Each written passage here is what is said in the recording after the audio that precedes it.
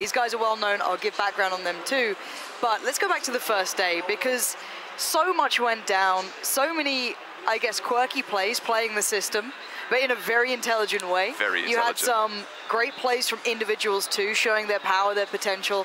There's a lot of positives to take away from yesterday. I think the one thing that we kind of touched on right at the start, we're like, okay, looks like the UK esports scene now has a chance. It's got a chance. And then all of a sudden, the Korean team just said, not today, my friends. This is not happening whatsoever. And they just came in, they stomped it. They played an amazing game, and you mentioned playing very intellectual. You know, looking at Evermore kind of said, I read the rules, I knew the point system, and now this is going to be. And at the end of the day, it's all about the W. If you're going to be playing that kind of game, there's a £15,000 on the line. Seriously, $13,000 for first place. It's a lot of money. It is, and I think obviously this is still a very early tournament. I think officially it's probably the third. There was the Charity Invitational, there was the DreamHack tournament, and now this. It's still early. I think we're all seeing the value of maybe upping the value of kills down the line. That'd be quite a nice thing to see. I think people would really appreciate that. But this is still a testing environment. And we all know that the first day is going to be filled with nerves, a lot of players not quite settled in yet, a lot of them getting used to the setup and the environment. Gamescom, it's pretty loud, to say the very least, and nerves will be certainly affecting these players. You saw Break, even a couple of moments, you'd have seen him land him every single day of the week online. He eventually got there, of course, with that fantastic win at the start, but you can see the environment will keep these players on their toes. So that's something to look into. Now into day two, though, people getting more comfortable, getting a little acclimatized to the environment. I want to see smart plays. I want to see that individual power. I want to see more of what we saw yesterday, but times 10. The difference being today, obviously we see the dividers have been pulled down. We have the dividers between each individual player because it's solos. You don't want screen watching. Now, one of the dividers come down. You've got a partner in crime there. You're going to feel a little bit more comfortable. You've got someone who are used to playing with online, but now you've got this buddy system. When they're dropping out of that plane, it's not a matter of, okay, well, it kind of is. It's always about survivability in solos. It's about survivability in every single one of these matchups, but now it's a matter of looking, when we land, do we have each other's back covered? Can you see me if I'm getting shot at? Can I see you if you're getting shot at? Yeah, no, it's going to be a big difference. There's so many differences even going from solo to duos, away from like how it physically applies, the loot disparity now as well, or how it kind of spreads throughout. Basically, how I want to think of it is, in solos, loot is pretty decent. You can generally get yourself at least an AR, level 2'd up. You know what I mean? If you play to that, you can generally get it without much of a problem. Duos, it gets a little more sparse, of course, because you're sharing it between two. But you guys at home, we've already mentioned a couple of the players. I want to know what you guys at home are thinking and who's going to walk away with this. You saw day one, use the hashtag Battlegrounds to let us know who you support. I've seen you on Twitch chat, that's not good enough. I want you to get on Twitter right now and let us know, because that's, then it's on paper. Then you can't pretend that you went for someone else. I've seen Mazzarini fans coming out in their droves. Now, if people know where I came from, many a moon ago in gaming, you'll know why I know of Mazzarini. This guy was one of the best players in Call of Duty 4 many, many years ago. Almost 10 years ago these days, getting towards that marker. He has got buckets of LAN experience. Let me just walk over here and interrupt him, pick him up from his game. Hello. Hi, welcome. For all of you at home, this is Idaculus from Team Noble. Not known to a lot of people. Do you want to give the audience at home a little bit of background on you and your team? Oh, well, actually, I met Boom back in 2012, National Selection 2. We played top of the world players. Vet player, CS 1.6. I mean, FPS games throughout the past. And I just met these guys actually through Boom. Taro and Daz, been knowing them a couple months. Great group of guys. We get along. We got good chemistry. I mean, a lot of teams get broken up here and there, but I mean, we've had our faults. We've yelled, screamed, argued, but I mean, great teams are forged through hellfire, right? Yeah, and you guys have actually been part of a Battlegrounds league, PUBG Online, since the very beginning, that league's iteration, more or less. How do you think that experience has helped you grow as a team? Well, being the first, being one. Actually, we were the first squad announced. I mean, it was early on. We really didn't know that there was going to be a huge esports scene, and it ended up happening. And well, I mean, as a team, we didn't know how far exactly it was going to take us, but we're here.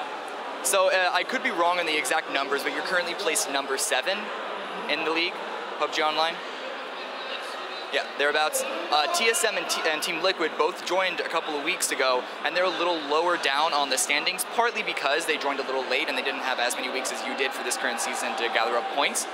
However, also looking at your team, one thing that stood out to us and the other commentators was that you had incredibly high rankings on the NA server.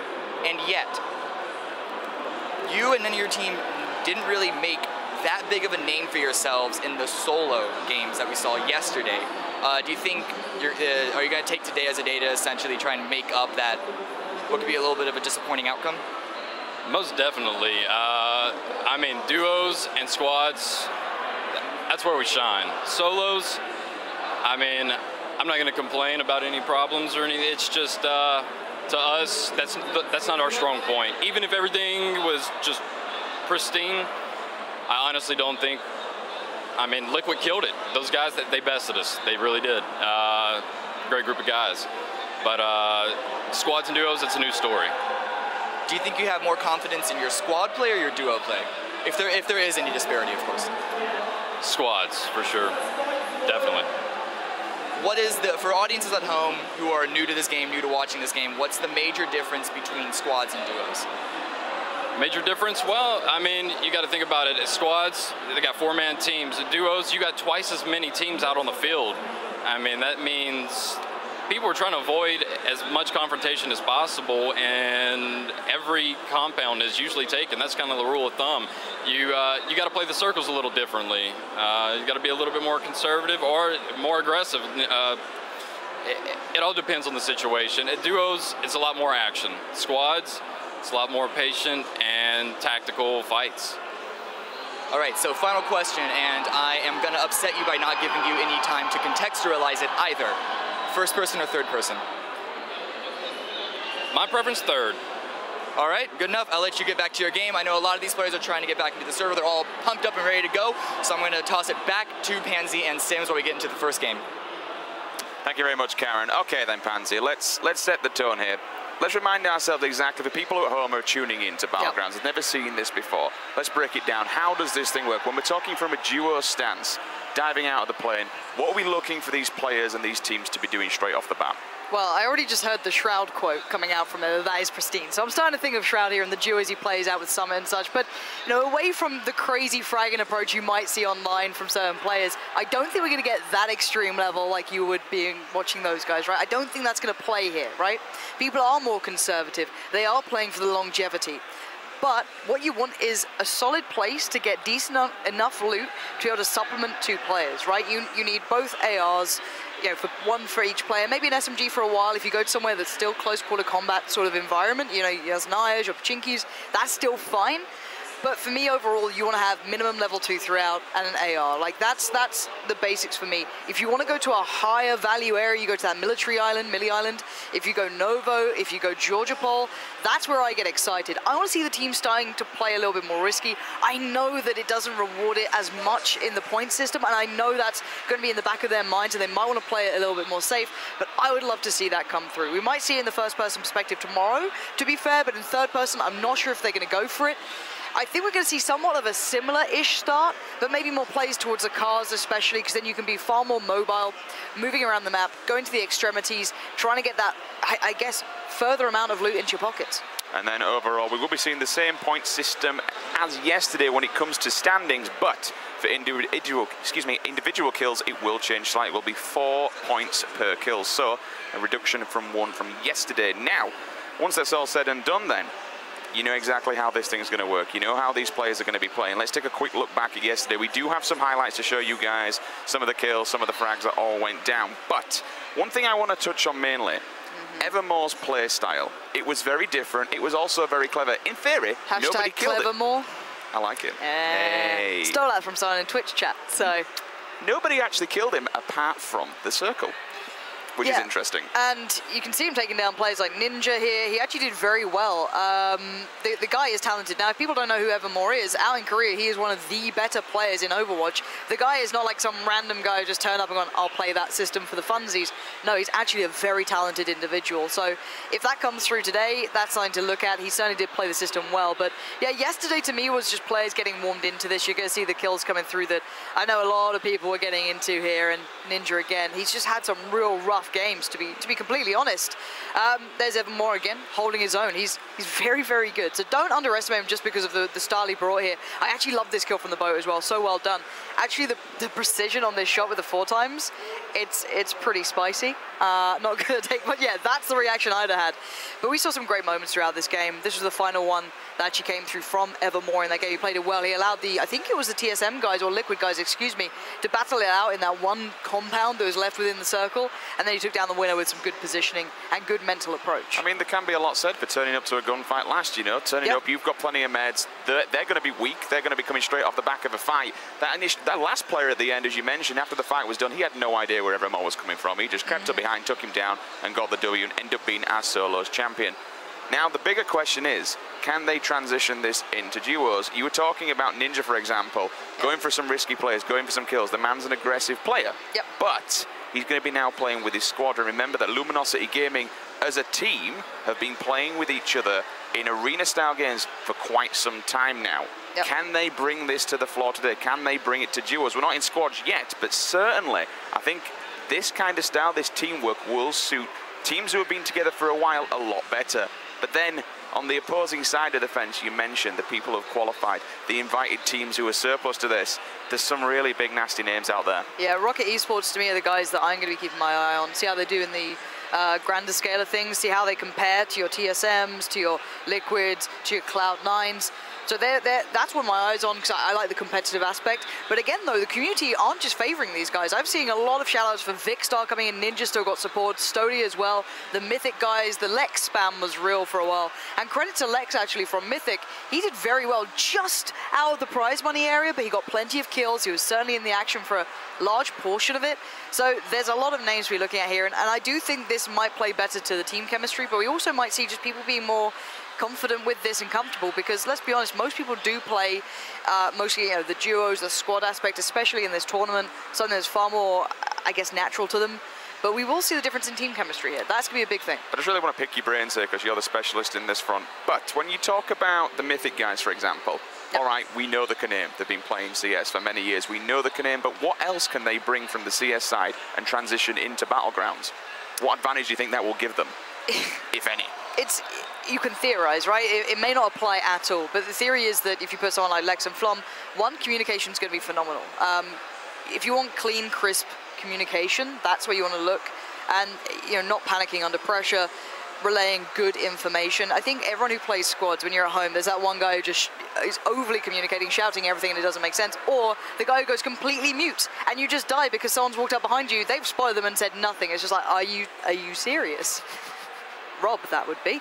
But the point is that these two should have genuinely good communication. They should know how to convey the best possible amount in the smallest amount of space, which can make a big difference, especially in this environment. You want to get that really, really clean. Reaction-wise, I think we might see a difference when it gets to first-person perspective, when it comes to maybe some of the players being more fluent in that. But still, yeah, we're still seeing some of the new qualifiers. So these are the guys who came through, but there's a lot of players here, and I know a lot of people at home were excited to see like the likes of Ibiza coming through. He's actually not qualified yet. He's still playing through the qualifiers. I'll hopefully get an update if he's going to be in the games later on. Still a chance in that. But yeah, I think communication will be key. I also think positioning becomes very, very different here. I think that's something that maybe Cloud9 should be able to step into. Basically area dominance, right? And that sounds weird, but holding the right angles, being aware of your weaker sides and the weaker pushes, and just trying to just complement each other in game. Do we really think that when we're looking towards a squad kind of game and the play style, is getting centre circle still going to be the big factor. Getting in, getting yourself stuck in, getting dug in, should I say, making sure that you've got a compound, making sure you've got a building that gives you 360 coverage, and been able to just kind of mow people down and let them come to you. Well, that's the meta, isn't it, right? I think the TSM guys were talking about it today, as well as the Liquid guys, about what the current meta is, especially on their Twitters. So if you want to read it, check it out there. And I agree, it is mostly getting a decent compound, a house or two, generally with 2 levels to it, and playing quite passive once you've done your looting route. Just get somewhere central in the circle and lock it down. Mostly because, as you said, you're safe to a degree. You expose yourself to the angles that you want to play with. It works well in third person, and it's something you can kind of then just kind of push yourself on from. You can create plans. You're not just at the mercy of everything else. One, you shouldn't be playing against the circle either. That's a big factor, right? The circle becomes an enemy of itself. You can use it as a safety net of, okay, well, if I'm safe here and the blue's in this area, you try and make the assumption that players aren't going to be running through it too late. You'll keep a tab on it, but generally it becomes a safe zone for you to put your back to. But playing on the edge of the circle, you can get screwed over so easy. How many times has the circle gone from one side to the other? It can, especially if you're doing the game where you'll turn up late to a gunfight, right? You can go off and think, okay, well, I'll just go down Millie Base happily, loot away, and then work my way back to the circle. But all of a sudden the circle's just like, boom, it's up in the north, and you're like, well, I don't have a car, what do? I've got to work up there. Run. The one thing that does get annoying, you see people, which, again, it can pay off. Sometimes anything goes in this game, but when you're running and all of a sudden the circle, okay, I'm in now, I can heal up. Bam, the circle just goes complete north or complete polar opposite to you, wherever you are, and you've just got to keep running. There's no time to loop, there's no time to fight. You know that triple damage is on your back. You know that you're in trouble if you're staying outside the zone, and you have to get into that circle. And you do see some of those times where you're turning up, but people are already on the edge. They're already waiting. They're just lying in the grass, hoping you turn up, kind of like we've seen bridge camping, so to speak.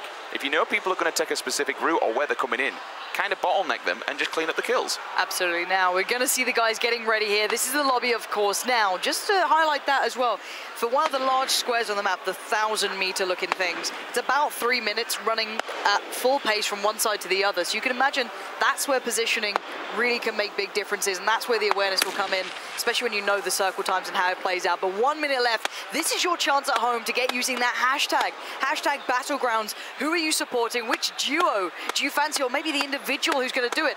And revives now become a thing, of course. Solos, we don't see it. You don't see it, of course. Now it's all about it. It's not just about the knockout. It's about confirming that kill. We're going to keep tabs on all of this and how it plays through. You want those level 3 helmets because you know you may be able to suffer through a little bit more, but you can see outside of there warming up as well. He's going to be my underdog of the day, right? He's the guy with his teammate. That's the team I'm going to put my eyes on. TSM already proven they are well in the runnings for this. We've seen the Korean guys coming in and just changing what people expected. So many big plays so far. I can't wait. I'm really looking forward to seeing how Cloud9 do. We know that Sweat is a very, very vocal person on 3-person, and he enjoys third-person mode. He does say it. And I tell you what, I respect the man for doing so. You get a lot of people being active and saying first person is definitely the way forward, but Swear, he's standing his ground. So for me, it's seeing whether or not he can prove it today. Let's see where this plane does come in from. Takes a second, obviously, to come into the map here, but once we see it, we can kind of talk through the options that's available. All right, so it's a southwest start. Looking like it's going to head over what? Like Quarry, maybe towards Mansion side? No, not that north. Maybe more Shelter, Prison. So that's Military Island is in for the long parachute. You can definitely make that. Georgia Pole, you've got the hospital area that you can make it towards. Rozhok is in, Yasnaya is in. We have a really nice spread here. I'm hoping we see some Primos play. That's a really good shout. It looks like, Luminosity are going for it, and I'm really happy. That's a great place for duos. You can very much isolate areas and keep it clean. We've got a couple of West Road plays up there. We've got, Forzen I can see heading north, TSM heading north. Georgia Pole might be a very hot area. We'll see if they go further, quicker down towards maybe Gatka, and we can see a couple of players, the Panda guys, heading right over towards a military base. Not a bad play at all. Also, let's remember that Milta might have the action of getting a car, heading towards Novo. Everything is up for grabs here. I'd like to see people going for the extremes of Zaki, maybe Severny. That'd be fun, but all the action for me right now will be towards that northwest to begin with as they drop first, and northeast will be just getting into it once they can hit that Yasnaya point, or maybe even lower down towards School and Rozhok. Well, unfortunately, I do have to disappointingly say we do have to restart this server. Oh no! Why have you done this? I do apologise. We do have to restart this server just as several people are making their way down to military base, so we will bring this back. Apologies, guys. We need to make sure all the players are happy and make sure this is all fair and done. So, We'll get you an update as to exactly what's going to happen next. Give us a few more minutes and we'll get this server rebooted for you guys as quickly as possible. But, as you mentioned, there were several viable options there. That was a really nice drop. Yeah, where do you go from there? I mean, you had the center, people can make their way up north if they wanted to. You had quite a lot of higher up ends viable, as you mentioned. Georgia Paul, Yaz, Naya, Roz, they were all like easily accessible. Then you can make your way down over to Milta. I didn't really see many people making their way to Milta. Now, I'm a big Milta fan. I'm not. Because it's very hard to follow it up. You're walking into areas where people are already set. So Milta, the town, okay, I can see some credit.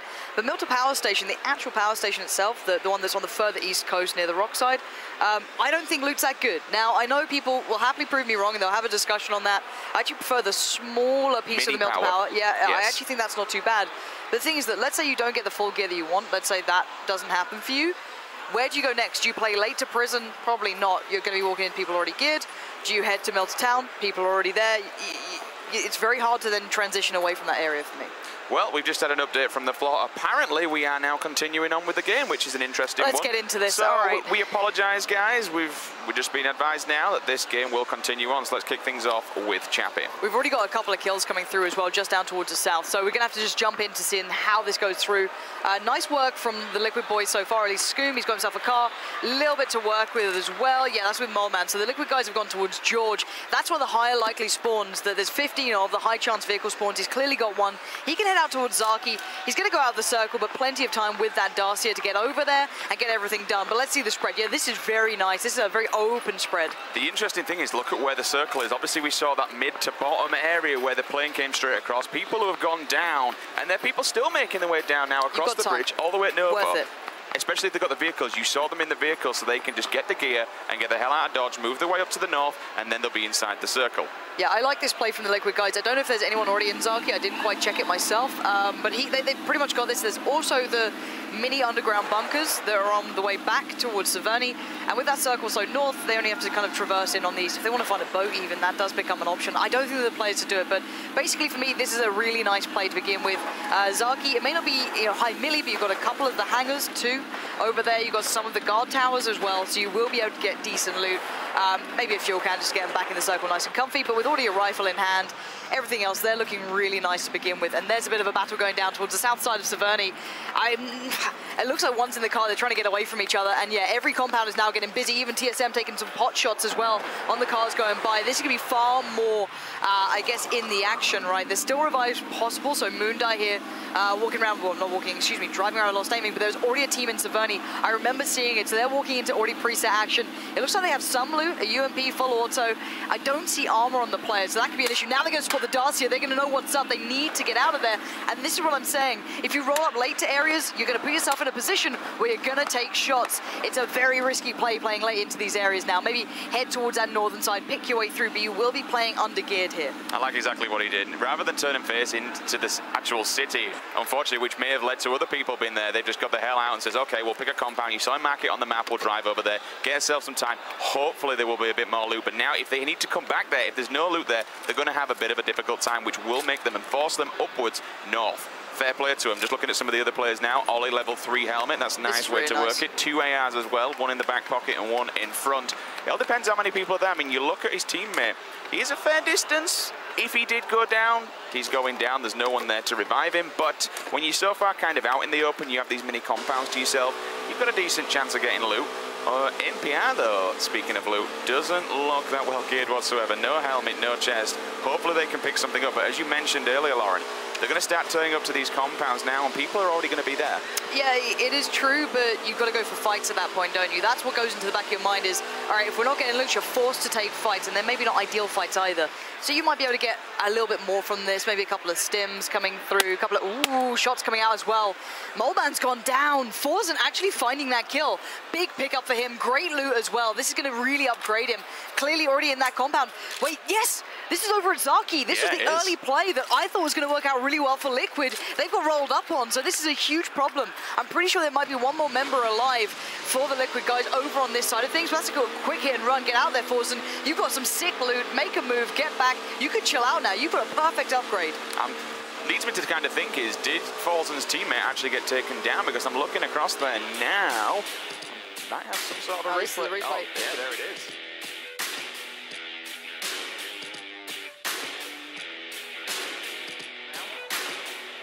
Really quickly up north. No, we're going to try and get some more POVs for you guys. There we have it. We'll jump back to Panda. Yeah. Moose POV. What gear is he wearing? We got a level 2 vest, level 2 helmet, shotgun in the back pocket. Play. Yeah. And I prefer this side of town. It's quick and efficient looting more than anything. I actually hate these buildings personally. You can get great loot out of it. I'm not going to say you can't. But it's a lot of time to check a lot of buildings for not necessarily the same amount as loot as the kind of 6 buildings. You know, the kind of smaller, more residential looking buildings. But you can see he's got decent loot here. He's going to be pretty well set in this sort of position. Got the scar. Got it pretty well set. You've got, what, a flash hider on it, angled. He's doing nicely here. Cake actually had a bit, he was one of my MVPs actually. He played really well coming into this. That M24 he picked up on the coast. Insane. Really nice. It was more the fact that look, gassy Mexicans just there. I wonder if they can actually open up on this. They could go for a bit of a spray. Yeah, this could be big. If they can actually find the shots, I don't know if they're going to engage. They might be able to do with that car unless they've already parked theirs in. But look at it. Cake is being such a git in this, just taking all the vehicles, and you're kind of screwing over other players. Now, it does look as though Adren's gone down. He's been final killed as well. No revive coming in. Stylish Noob actually finding anger too. That's going to be one of the teams from the Mythic side. The CSGO player's gone. That's them removed. So it'll be Flom and Lex left in to try and represent those boys. But really nice pickup there coming through. That was over in the south side of what looks like Georgia Pole. Yeah, the kind of south side, very extremity side of it. So brilliant play from him. He's got to be a little cautious. There's still another team here. Oshi7 Serenity. They might have heard those shots, so they're going to have to prepare themselves for what they're going to find out here. Sticking his AR on full auto because he does know someone else is there. But as you mentioned, the more teams that they kill, pretty much the more that they're able to just keep on looting. We're looking at some other POVs as well, I think. No, we're going to go back to Stylish News. Yes, we are. We're changing them all over. This is Oshi7, so he's heard those shots. And they're going to be rolling in on them. Now, they need to be careful because if they're just hanging out the windows, this is where things start to become a problem because they get the initial sight on them. Yeah, but they also have to move from this area, and Oshi7 knows it.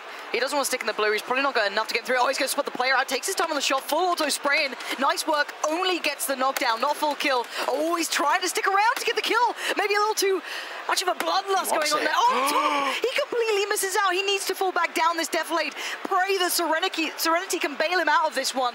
But now, what does the player on the roof do? Go for the kill or go for the revive? This is the options that now become available. You mentioned the options, though. I mean, you looked at it from that point. They are getting him up, but he went for the kill. He actually pretty much got a little bit too greedy, as you mentioned. You were quite surprised that he was poking up. He didn't know the player was on top of the building, which is fair play, but it's whether or not that tree's going to give himself enough cover because two of them can just push down. But as you mentioned, the defilade is there. They still have the height advantage, and he's going for another crack at it. He's going to lean over this wall. Let's see what he can do. If Serenity was quick enough, she should be able to get there and be hidden a little bit by the defilade and a little bit by the tree, but he's got the nade in hand. He knows what's going on. He knows the one bit of safety. You've got to be careful, though. This could be a double kill. Oh, no. Oh, God, the nade's come through. Does it land? It goes a little too far, but he's back up. He's running. He needs to stim up himself and heal. The blue's on the way. The full auto spray comes out from the scar as well from the high ground.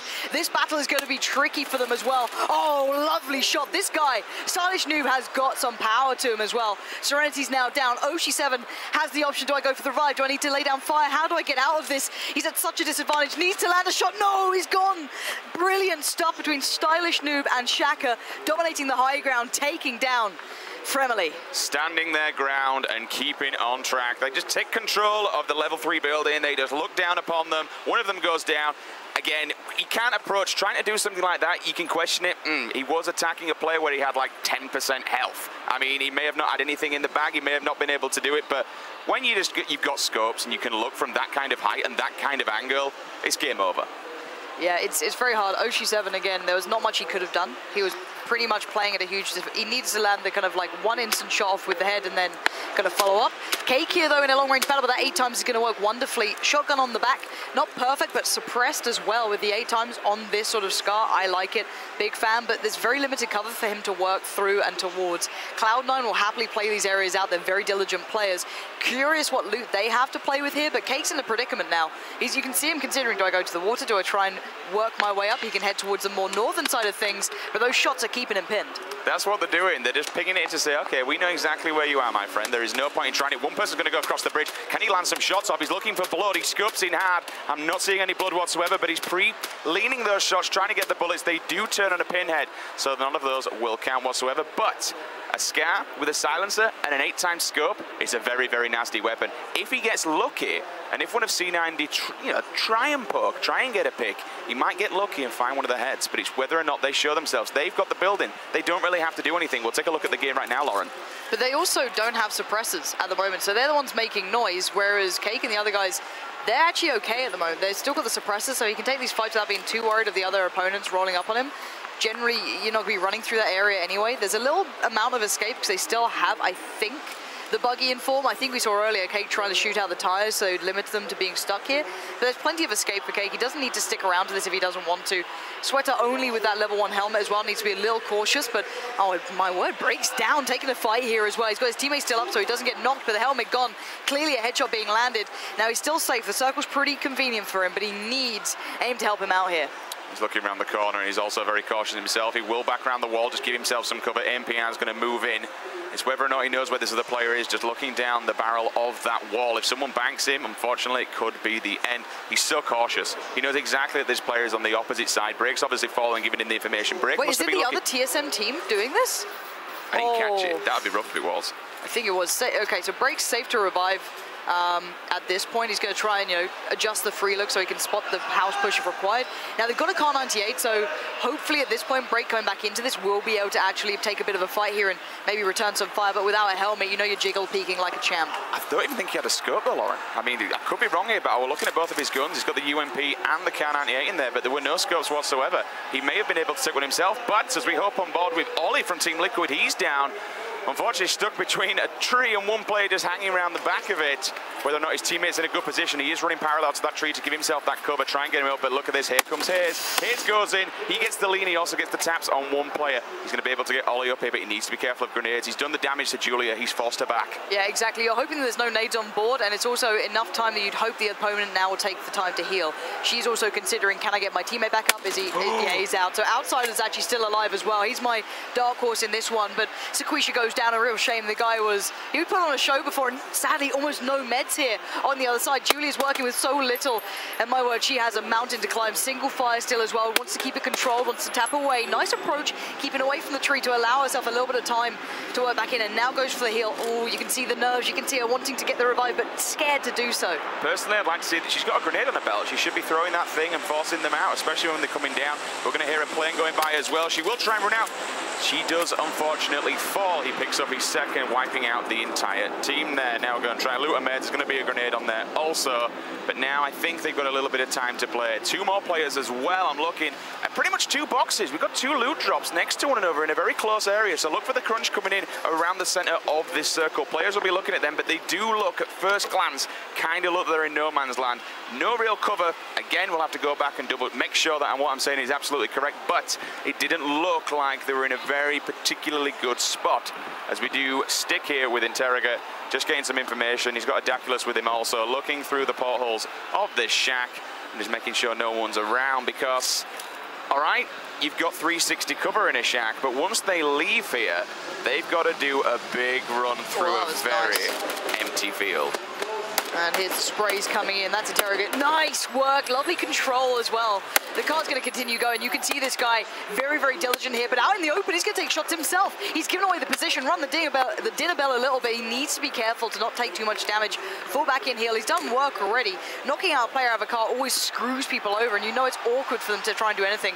So again, TSM now losing out on players. He will fall, but again, he'll stand his ground and make sure that if these guys want to try and get out of this shack, he's going to be able to get some sort of sight lines on them.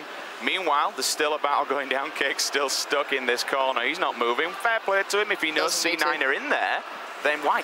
In fact, is that one of his I don't know if that's his teammates. I don't think it actually is. Is that his teammate's body? No, it's not. So he killed someone coming up on the hills there, down the rocks. Now he's going to get even more gear, and he's still got that 8 times, I believe, inside the bag. So red dot on, if anyone wants to come up close and personal, which clearly has happened. But still, look at C9. This is going to be a standoff for quite some time. Yeah, this is going to just carry on. They both have the same theory here. Andy going down. You can see Chappie still in this one. The Cloud9 boys doing well on both fronts, even though one team is a little pinned in. just trying to be whittled away at. It's all about longevity in duos here. Let's have a little look how this is going down. Look at this open area. There's actually very little cover in this sort of area. This is one of the solo houses towards the top of the hill, I guess, leading up to Stalba. It's a very, very strange area. You're using a lot of deflates, and you're hoping as well for 4x, 8x Kar 98. That's what you need in this. It doesn't matter if you have it on the rifle, but you need it because you're open ground. A lot of high ground going to be dominated. You can see already Stalba's going to be a little bit of an interesting issue. And Unroot's up there with the Haze, with Liquid and Haze up there. We've got a lot of teams moving in towards this. There's the other guys for Liquid. Scooms just down there, spotting out, spots a Darcia, lets a shot fly. That SKS hoping for a hit, but doesn't seem to have found his target.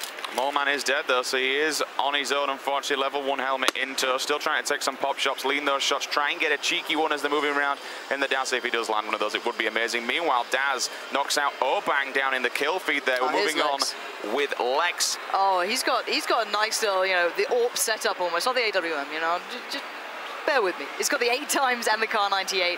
Loads of ammo with it too, and he's pinning players in. This is nice from him. Hard for him to back away, but he has the support beside him. That's going to be from Flom, so they can hold the high ground here for now as well. Maybe they can get a couple of picks or two, and he can just about slide off those rocks for you to still open yourself up. You can see the smokes going down. They don't want to lose out on this, and boom, finding the whole Panda team, it seems like. So he's being able to at least full kill them, not allowing a revive on one. Now Lex going to go for a peek or two, and they'll look up and over. See, trying to make this count. He does actually have the suppressor on the Kar 90 as well, so very, very nice stuff for him. And the other side, well, their backs are to the blue, so they're going to be running away, trying to readjust, but they don't have much room to work with. I think the best play for them is run away and just keep that foliage cover, keep the trees on the back, and then make the way and really chase the edge of the circle. It's there. That's exactly what they're going to do. Meanwhile, he's still focused on this. I don't think he actually has eyes on them. Whether or not he catches them in that gap there, he's looking the right way, so you might see them. You're hearing Flom laying down a bit of fire, I think. Yeah, and there's the tag coming through. So Dzion's in a little bit of trouble. Got to be careful. If Flom's able to spot it, and they basically got this one under wraps. The push-up's going to be very hard for him, and Evermore, forever not in the circle, Clevermore, whatever you want to call it, he's going to have to be running through. This is going to get a little bit tricky. He's very good at this, of course. Let's take nothing away from him.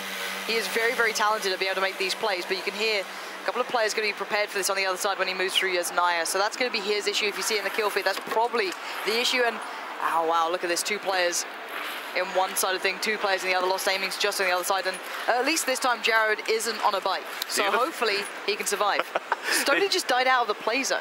Stody, what's going on? And we saw one player also die from falling. But one thing to note from Evermore's point of view, Pansy, was how far away his teammate was. They completely split off and go to 2 different looting directions. Again, they're going to meet up late game, provided not one of them dies. We're going to see 2 more people fall in the kill feed there. Didn't quite catch a glimpse of who it was.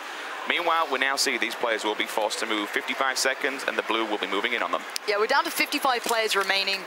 The circle's going to get pretty tight. This sort of play around here is a lot about using pretty much as much as you can, good positioning. Get decent ground where you've got at least some safety beside you because it's very open. The rocks still work well. Lex is doing damage, and that's great. He found Dzien. You saw that battle going for quite some time. Very hard to keep up with this. When they left that little bit of foliage cover, more shots to continue as this is going to be so rife. And yeah, Flom and Lex can fall back when they want to, head further north up the hill, and actually they don't have anyone to fight them. And now we're still going to be jumping on board with the Noble guys. They're going to be doing all right. They've still got the bike with them. They're making a lot of noise. This is, I guess, brave. I don't know why you want to give this all away, but maybe a quick escape is what they want to keep in mind. And they still have a lot of high ground. There are players above them in Stalba, but for now, they can kind of relax a little bit and just watch out. That's all it is. Just get the spots. You don't even need to engage all that much either. I mean, yes, it is a quick escape, but there's also the issue with the bike. When you're driving it at such a speed, if someone sees you and they're good at leading the shots, you are going to go down. There's no defense from any of the vehicles whatsoever, and I believe this is the kill from... That'll be Lex and Flom. Lex and Flom earlier on with the Kar 98. Yeah. So he's just tagged him up as he's crawling on the floor there, and they are still alive and still in the game. Moleman is still dead, as you saw earlier on. Scoom's still alive. You can hear the shots, though. Forzen's still kicking, right? He was one of the players who did very well early on. We saw always... from, you know, one horrible position to another, you were kind of screwed no matter what you did, and we love a bit of ragdoll action, just slowly flops down. But outside is the guy I want to keep my eye on. He is one of my MVPs in this. I don't know if he's still got his teammate up. A very good player individually. If only he had a bit of a better scope here, Unroot. But working with pretty much just the red dot, still in a good spot in the wizard tower. Circle's closing in. If anything, it'll play to him better now at this point. So we'll see if he can maybe make this position work for himself. You always will be focused, but you have so much cover to work with, so it does still work very nicely to your favor. Chilling in the tower, just waiting for anyone to wander by and happily take them down, because you do have the height advantage. You do have the cover as well if you need to drop behind the wall and lay down. But he's got eyes on the rocks. I believe he knows someone's up there, or at least are waiting for someone to crawl down. Everybody on the fast side of the hill as we enter this one. Several people now moving in. We're on with I Am Lucy as she's making her way in with the buggy. Going to be making a lot of noise though, and she's only half health. She is stimmed at least. That's going to be keep on ticking while she's driving. Oh, there you have it. And you can see the reaction. Gone. Oh no, the spin comes in. She has to get out, needs to get cover. Hope she can get down towards the defilade. She needs it. One shot will do it. Stylish Noob takes her down. Heartbreak for her. It looked like she may have just almost got there, but no. You can see the guy who took her down there. It's Stylish Noob again, who's been playing very well. The early kill towards Oshi7 and Serenity. Scoom going to find a couple of kills here and there. The back and forth Drifter, I think, just went down completely as well. Not a knockout, a full kill. Down to under 50 now. Things are getting very interesting. This position is lovely. Once that circle now will kind of close in, they have the defilade to work with. They can peek up and over and play it however they want, or they go for the early reposition. All the players from the hill will have to start looking at the next options. Or do we want to hit a bit of ammo, maybe a new helmet or two? You can see the hands shaking, looking for the pickups here. Needs a little bit of the meds. What does he have so much of? 15 bandages as well. A lot going on. There needs to get rid of some of the attachments. They take up so much room, so going to put some of that 5.56 in. Got loads of 7.62, which obviously does take more space up in the backpacks, but a worthwhile switch out, and you know you can't drop it if you don't have the room in the backpack. Gotta love the system. So, does get the loot done pretty much at this point, trying to keep it as efficient as possible, and let's see how this one unfolds. In the northeast, you still have a couple of players, some playing in the water. They're doing the water tactic, cheesy, whatever, but Ninja and Chips are going to have to deal with that one. That's something coming in. On the eastern side, everyone's working through. There is a battle about to come down as well. Boom, knocking out Stylish Noob. So this is the battle that I was maybe expecting to happen. Interrogate's there, looking to help out his teammate, scared of what's happening. Evermore arrives on the scene, finally, out of the blue and into the fight.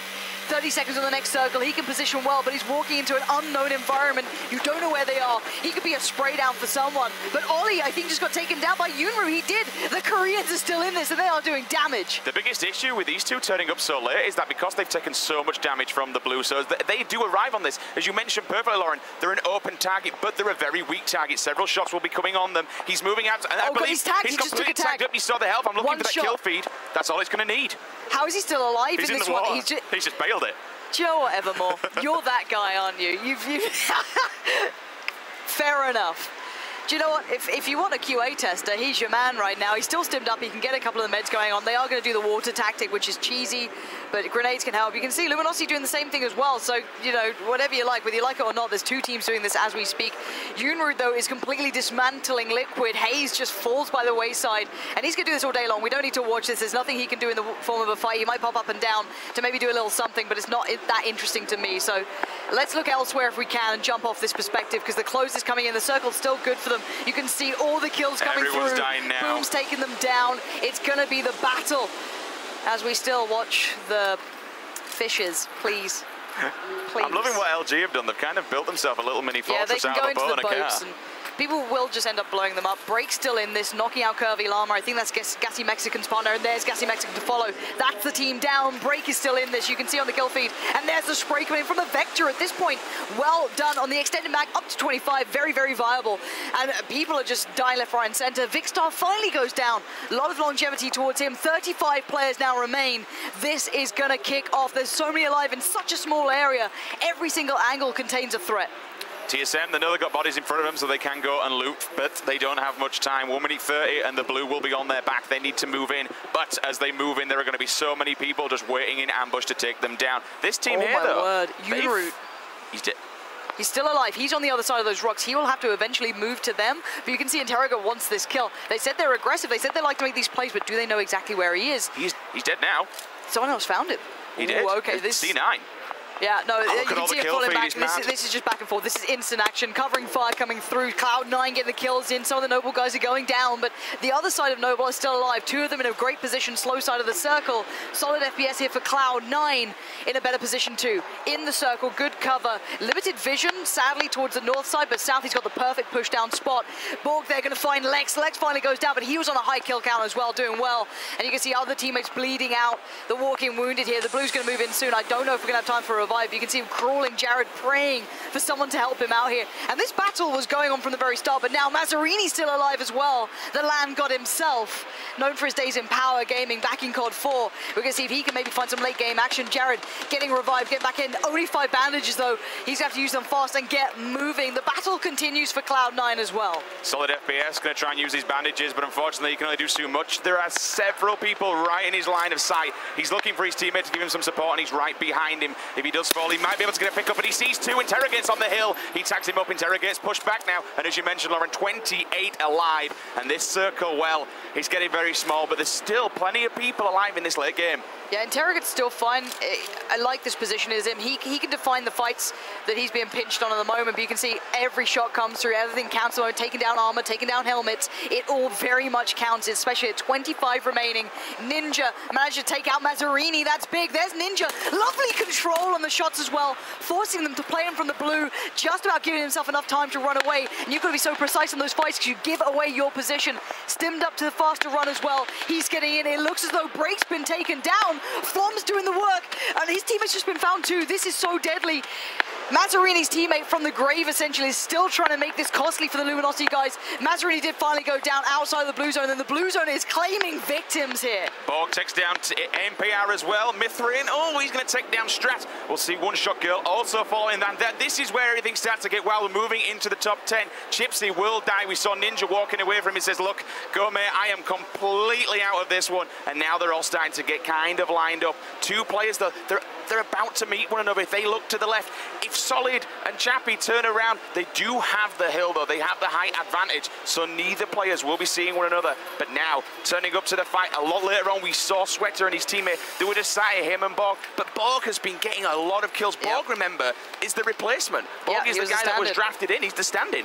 Yeah, great movement as well, going from cover piece to cover piece, not allowing free shots to come in without having to trade out, but he might get into a fight with either Noble or the other Cloud9 guys. You can see generally good players with the right approach will play to a certain aspect. They play the slower side of the circle, they play to the terrain outsider. This is the guy, this is my guy that I'm going to tip to be a very interesting factor down the line. His teammate's already gone, but he's playing the long game. He's playing the long con. Sweater might be in for some action pretty soon. I don't know if they're aware. Just off towards their northeast are plenty of teammates. They could be walking into a pinch here. They are safe for now. We'll keep this one going through until we see several people. We're just sticking on board with Cloud9 again. They were doing the late game thing, as we saw earlier on, just propped up in the houses, waiting for people to make a move. Interroga's over here. They're so close. The 2 teams are literally just off tiniest amounts. Can we just take a moment to appreciate their positioning compared to the circle? Look at this. They are above everyone. They're up in the rocks. They have a sight line, and anyone that wants to make their way in, fair enough, there are a lot of trees below them. This is the flank danger, though. This is what I was talking about with Cloud9. They can go up and still catch them off guard because they think that side is safe. Their teammate is watching it, though. The other Noble member is watching it, and here comes a quick push as well. This is Outsider finally getting to the battle. He spots out 1. He's going to see 2. He knows where they are. He's just in the circle as well. As long as the back part of your character's in, he might need to wiggle a little bit because he's let them all fight out. He's playing for the long con. Scoom going to find Ninja. And oh, he's been spotted. He's got to take a fight. That's some great damage, and they're splitting the attention. He's down. He gets completely destroyed. Nice work from Noble. Not just taking 1 fight on 1, but splitting the attention between 2. Now the further fights break out. Noble boys know that Cloud9 are close here. And they're still in the circle. It's giving them a wonderful ride right now. They have several people behind them. They're already tanking them up, as you mentioned earlier on. One of them, it's only been tanked up a little bit, but that's fine. Idacula's still full health. Pan on the back. UMP and M4 also. You can hear the shots, so they know where several people are. Interrogate his teammate. Will find one, knocks out Solid FPS, which now means that Chappie has to go and help him out. Chappie's going to be worried, and they're all downhill. You can go for the revive. You've got to hope that someone else engages against Noble because they're making a lot of noise. You've got to hope that the other Cloud9 guys get involved and help you somehow. Going to try and provide themselves. Oh, and it looks like Cloud9 are going to be fighting against themselves here. Great play from these guys, though. The circle worked well for them, but they claimed the high ground and they're playing off the back of it well. You shoot with a height advantage. Generally, every shot that lands will go to the head hitbox, but look at the Mountain Goat scaling on the right side there. And I don't know if Scoom spots it or if he just doesn't want to be involved. There's a player just running up that hill. He is ignoring them as much as possible, hoping he can get all the attention towards the guys on the rocks and he can be the shadow, playing it off the back. But Interroga is still keeping eyes very much peeled. They are the target. They are pretty much king of the hill, quite literally here, as the 8 remaining players start to show. You see the visuals coming through. Chappie's gone down. It is starting to really crunch here. They need to be very careful. He's watching every single angle, and I'm loving this cover that they give. Two players will try and make their way up, but unfortunately, Borg knocks him out. He takes him down with a headshot. They do have this cover, though, from these rocks, kind of like a bunker system. He can't get it up, but look at C9. They know that he's getting him up. Smart work from Borg. Here's the aggression. Quick push. They're going to go for it. Oh, there's still a headshot angle. Borg played that so well, playing the timing perfectly, gets the position, claims the high ground. Now he can rain down fire on the remaining players. This is what it comes down to. Cloud9 just working in. Oh, what? Sweater goes down. That's a big shot with the SKS coming through. And the blue, it's not going to favor them. They don't have helmets either. Oh my God, they're pretty exposed here. This could still go the other way. Let's see how this one plays out. We'll take it down for a second. Two players still remaining at the bottom of the hill, but as you mentioned, they managed to take Noble out. Get rid of them. They can't get the gear, though, as you mentioned. Oh. No helmets on the other side, there's only one player, I think, with a helmet, and is that going to be Scoom? No, Scoom's gone. It's a 2v2. We're down to a 2v2 here. We've got the Cloud9 boys on the high ground, but they've got bodies littered everywhere, so they can pick up some loot. On the other side, I think that's Whitaker, I'm going to call him, or WTCNN. With his teammates still alive, bear in mind. So, and the circle's in their favor. They are standing here right now. He should win this unless nades or something else force him out. He knows where they are. Extended bullets on as well. He's got it all. And well, Cloud9, if there's any time to prove what you're made of, it is in with this moment. 8 seconds remain on the circle. They have to move. They have to go. And they know it. They're baiting out the shots. They're praying someone peeks. Sweater's being the bait. He's just praying someone shoot at me. Please take me down. Let my teammate trade it. And he can't. Great after positioning here coming in. And now it's just the 1v2. This gets a bit scary. Goes for the kill, and there you have it. Mithrin seals the dinner. Winner, winner, we have it. Six kills as well. That's awesome. That's a good bumper. That adds a lot more points on top of the points they've actually got for the win also. Incredible, incredible stuff. They stood the ground. You watched before. We saw it with Noble. We saw it with Cloud9. They had the rock advantage. They had the height. Yeah. But as soon as that circle moves, we then see the guys at the bottom who can just say, okay, boys, you have to make your way to us. You have to come to us. We'll sit here. We'll let them bring the fight to us. And there you have it. They bagged the first win. They take first blood in day 2, which of course is our duos tournament. Yeah, that's Bosphorus, the team won. So Mithrin and WTCNN picking up the kills there, and just great positioning, if I'm completely honest. They played that very smart. The circle helped them out, but they split themselves up enough that neither player could be taken down without the other being able to trade it. You could see the approach coming in from the opponents. They were going to try and bait out one player, allow the one who is still on the rocks to take the shots and open up opportunities. It didn't work out. Good positioning, good play, and they played for kills as well, which I really like to see. They weren't quiet on that front. You can see for their team, they have 44 points from kills, which is some of the highest there is, so they did very well in this. 544 after game 1. Yes, indeed. C9 below them, 392. Noble, 302. Liquid, 302. And shout out to Scoom for surviving so long. You saw Molman. He went down probably mid to early game, still bagging 302 points between them. Chappie and Solid FPS in 5th. And then as we work our way down 6th, 7th, and 8th, everyone still, I mean, it was all about that rock fight, right? Yep. You locked at the top. It all kind of came down. 3 teams fighting for battle to make sure they controlled what they thought was the final circle. And the circle just says, nope, we're going to switch things up a bit. We're going to take it down to the bottom. We're going to have to make you work for your dinner. Hey, the guys at the bottom, again, still with no helmets, but being so aggressive, sticking out, and well, there was nowhere else to go but down the hill. No. So I think that's enough from us for now. I think we're going to take a second to kind of review everything ourselves here. But let's find out how that felt on the floor there over with Mithrain and the guys for the interview. Yes, I am here with Mithrain and WTC from Team Bosphorus, all the way from Turkey. How are you guys feeling? I'm so happy. I'm so happy to win the first game. I can see it. You guys are hugging right after you guys got the first place prize. How was that game for you? Did it work out like in your favor how you expected, or did you really have to fight against the game to win? We played very simple actually, and we did the right things every time. We did the right positioning, right peak, every time was right this game. So you don't think RNG, luck, none of that had anything to do with your victory? In this game, yes. This time. Oh, it did? Yeah. A little bit? A little bit. Like the final circle, yeah. A little bit? Because we were a little close to the circle. Safe zone, you know. Circle help us a lot. Help us, circle. And we got good positioning always, and we got US is so much help to us. We use our car as a cover, so Yeah. help a lot. Yeah.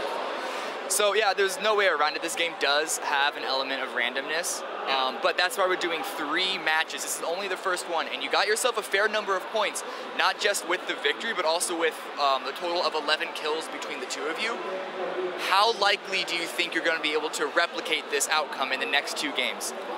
That was our plan actually, and we did it good, and we will try again. The same thing. Do you think you're going to get number 1 again? I hope so. But do you think so? Yes. Yes. All right, I like it. It's enough for us here right now. We're gonna send it back to break, actually, where we get ready for the game number 2 in third-person duos here at Gamescom 2017.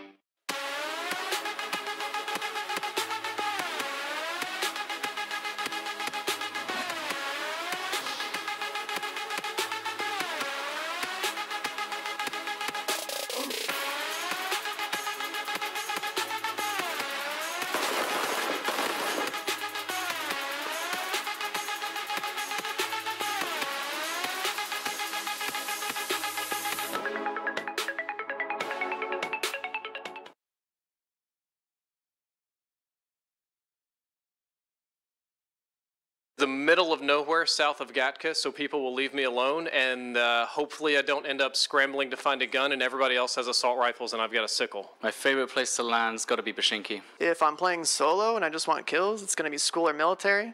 If I'm playing more tactically, playing for the win, it's going to be something like Severny probably. My favorite place to land is probably Pochinki. Probably going to be somewhere in the outskirts. Probably George. George is going to give you a lot of loot. However, it has bordered walls and it's very compartmentalized, so you can feel safe while looting. Wherever I get map control. Favorite place to land is probably going to be the military base or the school. I like those fast action places and just go get right in there and fight everyone. I'd say Georgopol. Georgopol is my favorite place to land. My favorite place to land would be Primorsk or Novo. Roshnok, probably on the west coast. West coast is best coast. Make sure you go there. It's got all the best gear. Far away from everybody so I can loot up and then go to the late game. Military zone. Right in the middle in Roshnok. Georgopol on the shipping crates right there. I feel like it's one of the easier places to control, and it's a place I've practiced the most landing at. Milita. My favorite place is Milta Power. Mansion. Pochinki.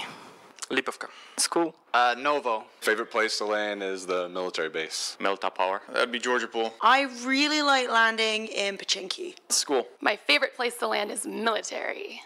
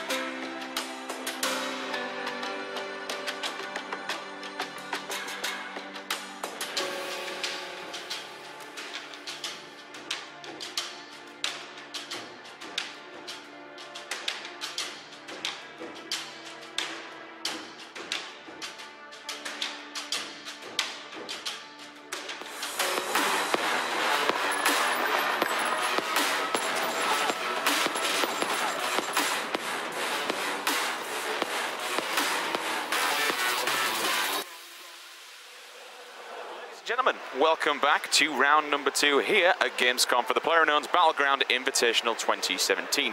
My name is Sims, and joining me on the desk, as ever, is the wonderful Lauren Pansy Scott. Lauren, another wild, wicked, and wonderful game we've just seen. Yeah, no, and the area it ended up on there was kind of crazy, right? Like, the way it closed in such an open area with that one real bit of high ground cover that actually didn't work out in the end was pretty good fun. But yeah, again, got to give credit where it's due. The end play coming out from the two guys who ended up winning this one over for the Bosphorus team, which was Mithrain and WTCN. Now, I know that I think that stands for something else, but for now I'm just going to call it for how he signed up. But yeah, the guy really turned up. Young player. I think he's got a background in League of Legends as well, so he's certainly had his fair share of playing before, but he's really turned up here, and that's a lovely ending to it all for him. But outside that, we saw a lot of action throughout. Cloud9 almost just purely taking down Cloud9. We saw a lot of the kind of more established teams making it a little bit further in this one, playing it out as duos quite nicely. TSM were pretty undergeared throughout all of that, especially Break. I think he was quite vocal that he didn't even have a scope throughout it. You noticed that before when he had the Car 98, he didn't actually have a scope on that one, so certainly an issue there. One thing I would like to say is the Cloud9 boys at the end, they knew, okay, well, we need to take control of this high ground, 110%. They had Noble there. They just eliminated Noble. 9 times out of 10. This is kind of the better way to play it. You saw them, rather than being passive and saying, okay, well, he's going to get his teammate up there. We shouldn't be rushing in and steamboating in. It was late game. It was final few circles. Why let your teammate, why let the enemy get the team up? Rush them, they had the UMPs out, up close, up personal, get the weapons, put it on full automatic and just spray them down, which they did. And they did it to a really good job of it. Fair enough, they didn't win, but taking them out, taking that position, it gave them a bit more in the, and it did get them up the ladder. You know, staying, as we saw yesterday, staying alive is going to get you those big points. Yeah, and just a quick side note as well. I know a lot of people were worried about this, but we did switch on screen there that had the Twitch stream open, and that player was actually already dead. So again, that wasn't one of the players who were remaining. It wasn't one of the teammates, etc. But I'm pretty sure people are aware of it. Going to keep tabs on it, of course. But there's a lot of feed, so again, chill for now. Make sure we keep tabs on. Don't you worry. There's a lot of POV switching. Yeah, there's a lot of it, and it seems that everyone wants to look at their own stream. You know. That's the thing as well with the players. Once they go out, they like to see what's going on. They've been, you know, they watch it. Everyone else in here, we're having a good time. But we are going to be rolling into game number 2 very, very shortly. Yep.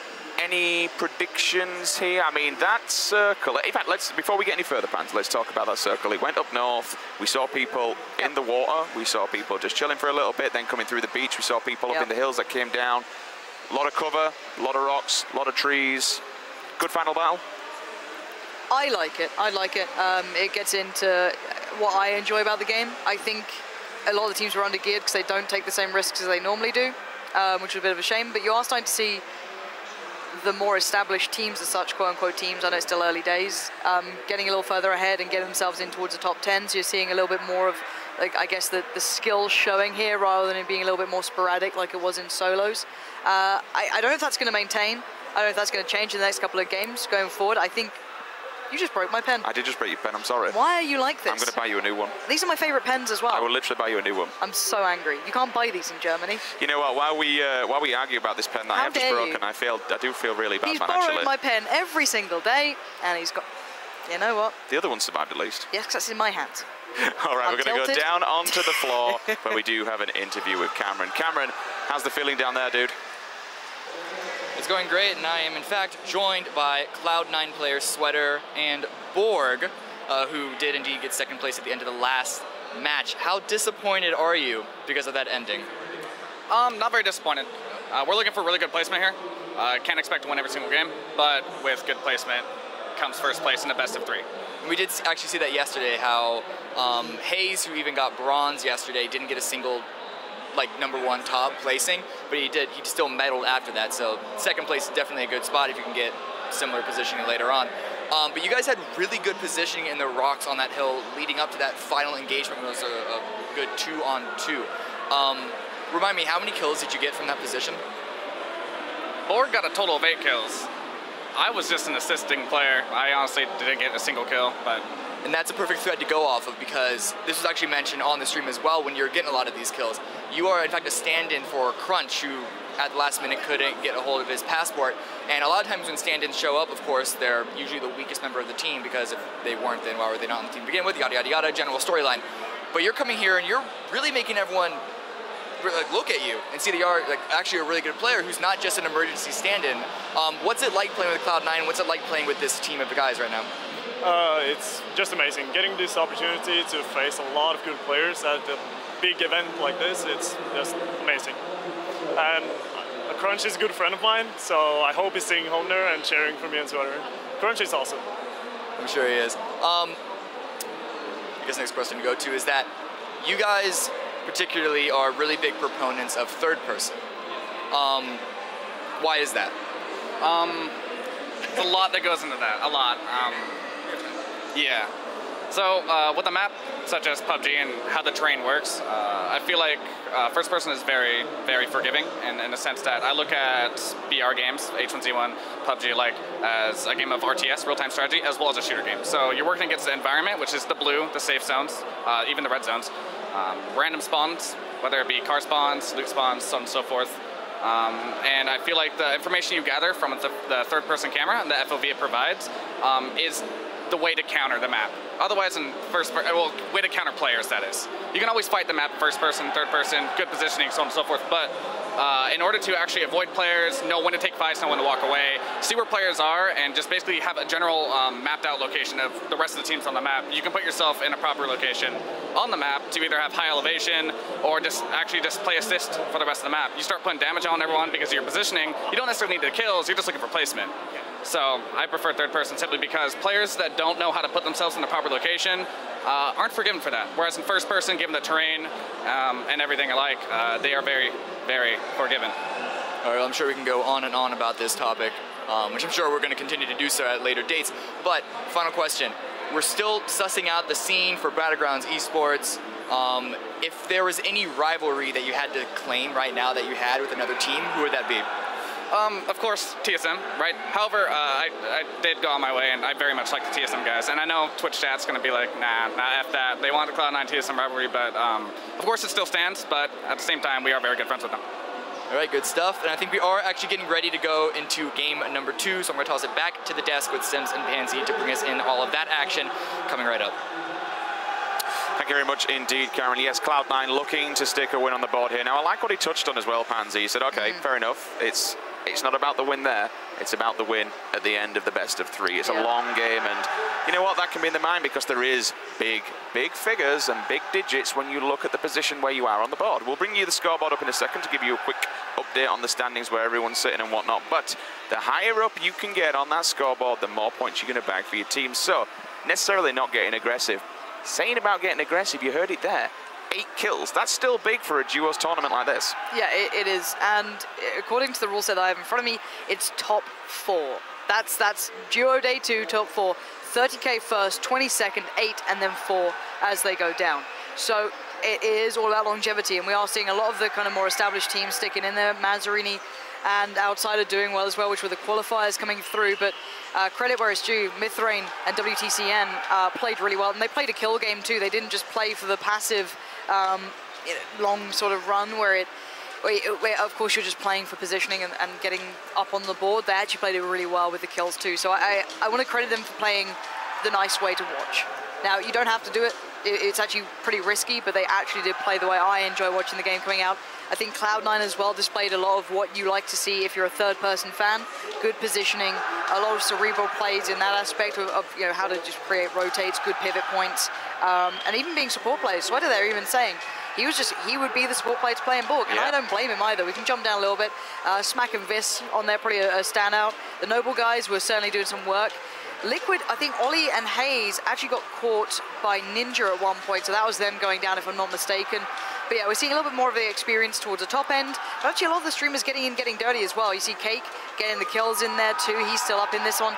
But as said, all it takes is a really good position on the board to shoot the way up their ladder. So if we see more of that coming in, I would be surprised to see those top 10s changing up here. Well, I want to get your thoughts on something while we do get this game number 2 rocking and rolling. Yep.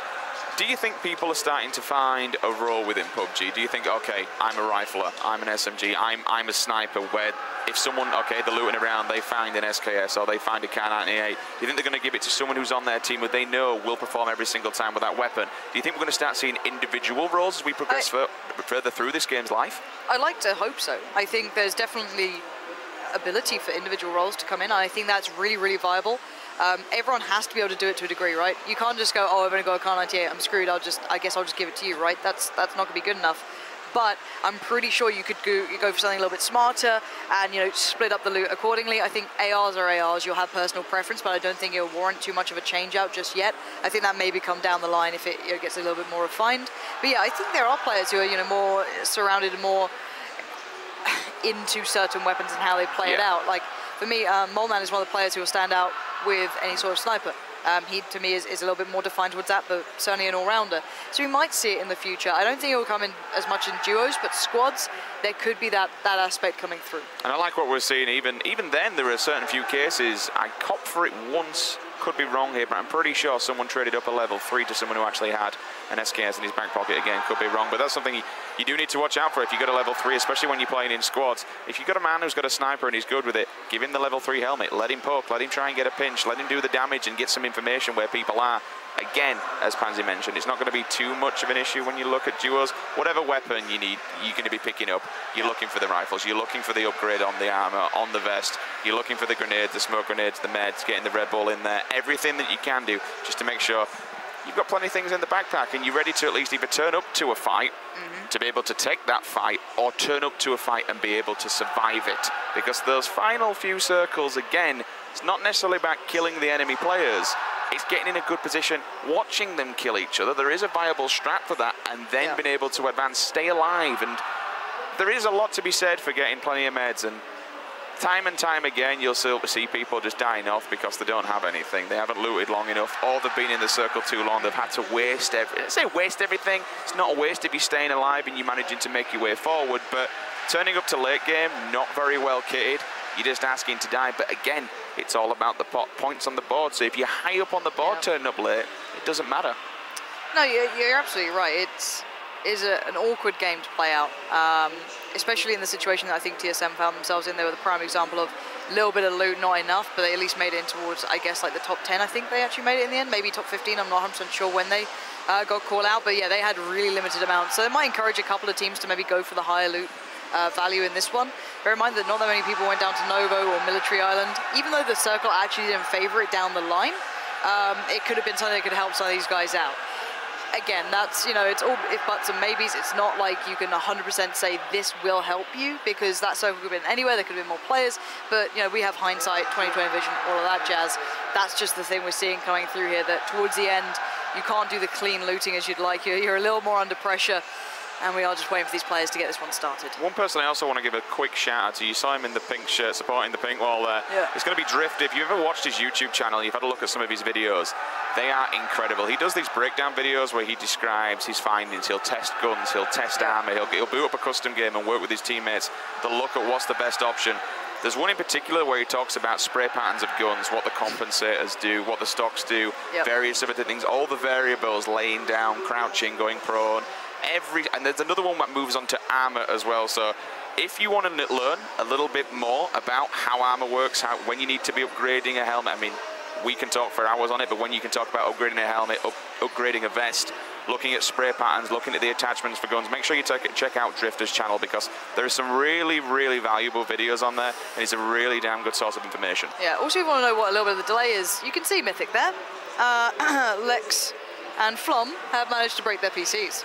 Oh. Thank you, CS boys. I don't know how they manage it, but they have, so that's going to be fixed up as soon as, I can imagine. Might just take a little bit longer to get this one started because of that, so blame them. Although, yeah, they've got a lot of support here. I was kind of surprised, you know. I like crossovers in games. It's nice to see the CS guys still getting some good support from the crowds, and they clearly enjoy it. But yeah, overall, it might take a little bit of time, but I think we'll start to see the breakout teams and the consistency coming through in round 2 more than the first. I think first is everyone getting situated again, and then round 2, people start to get a little bit braver. Towards the end of the day, we actually see the fully fledged sort of game plan coming out.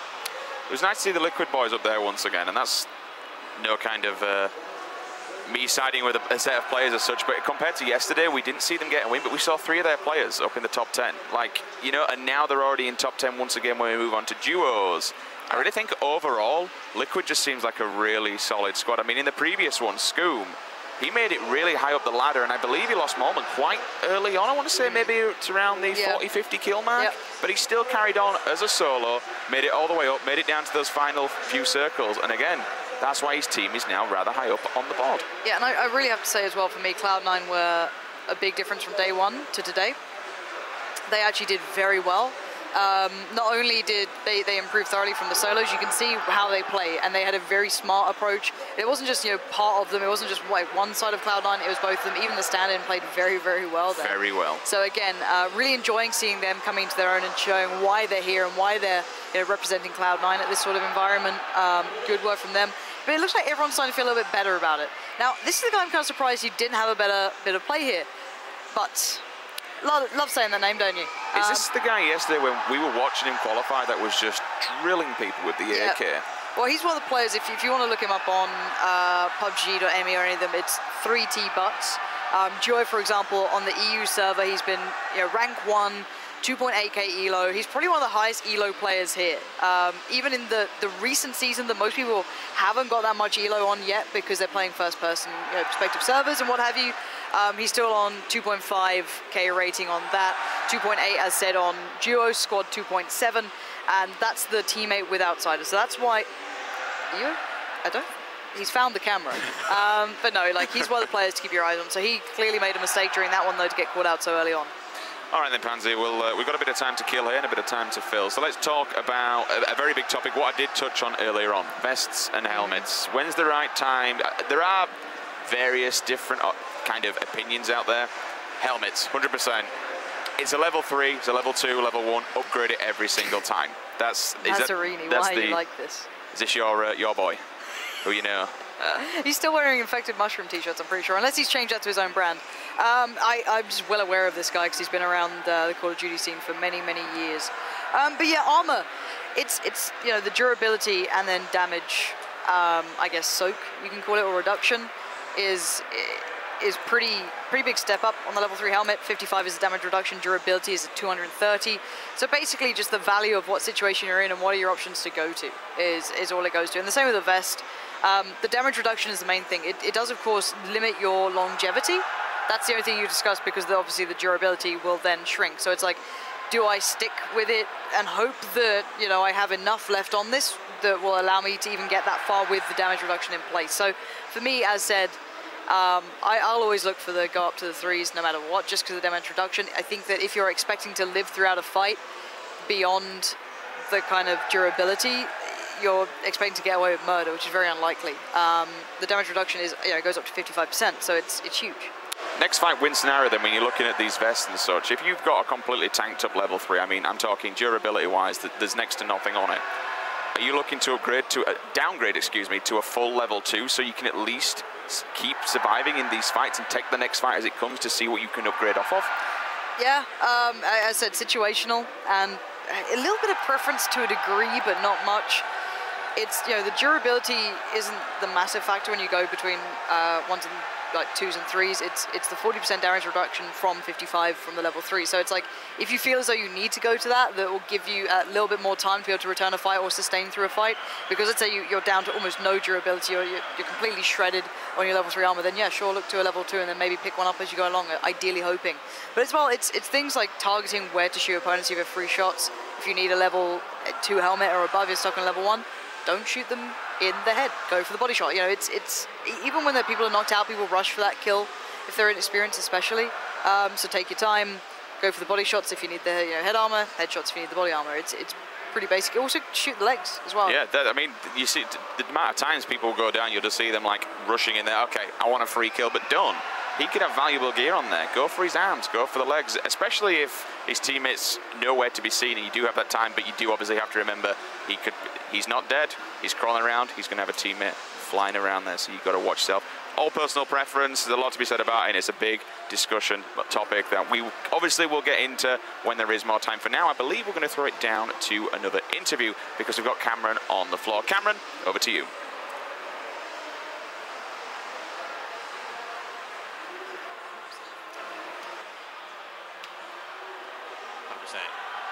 He just doesn't drive for us. Probably Chipsy, because he drives a lot and he's probably worse than Ninja. Solid FPS, yeah. Sweater. Either myself or Chappie. I think Stat is definitely the guy that does the most flipping. Drifter. Drifter. If I had a name named, probably Drifter. Jory. It was definitely hotted. Absolutely hotted. Forsen. Probably me. So if one of our teammates flipped the car and got us all killed, there's no question who it was. It was Muzel. Muzel. Mitrain. Mitrain. It's me. Probably Moleman. He's the worst driver I've ever seen. Definitely Moleman. If the car gets flipped, it's definitely me who's driving. It's either Reckham, Prick, or Natural. One of them two. Oshi7. Me, probably. If one of my teammates gonna flip the car, it will be Alf Place. Onuctives. It was me. Break. This. Probably me. Jared FPS. Lucy May. Jared.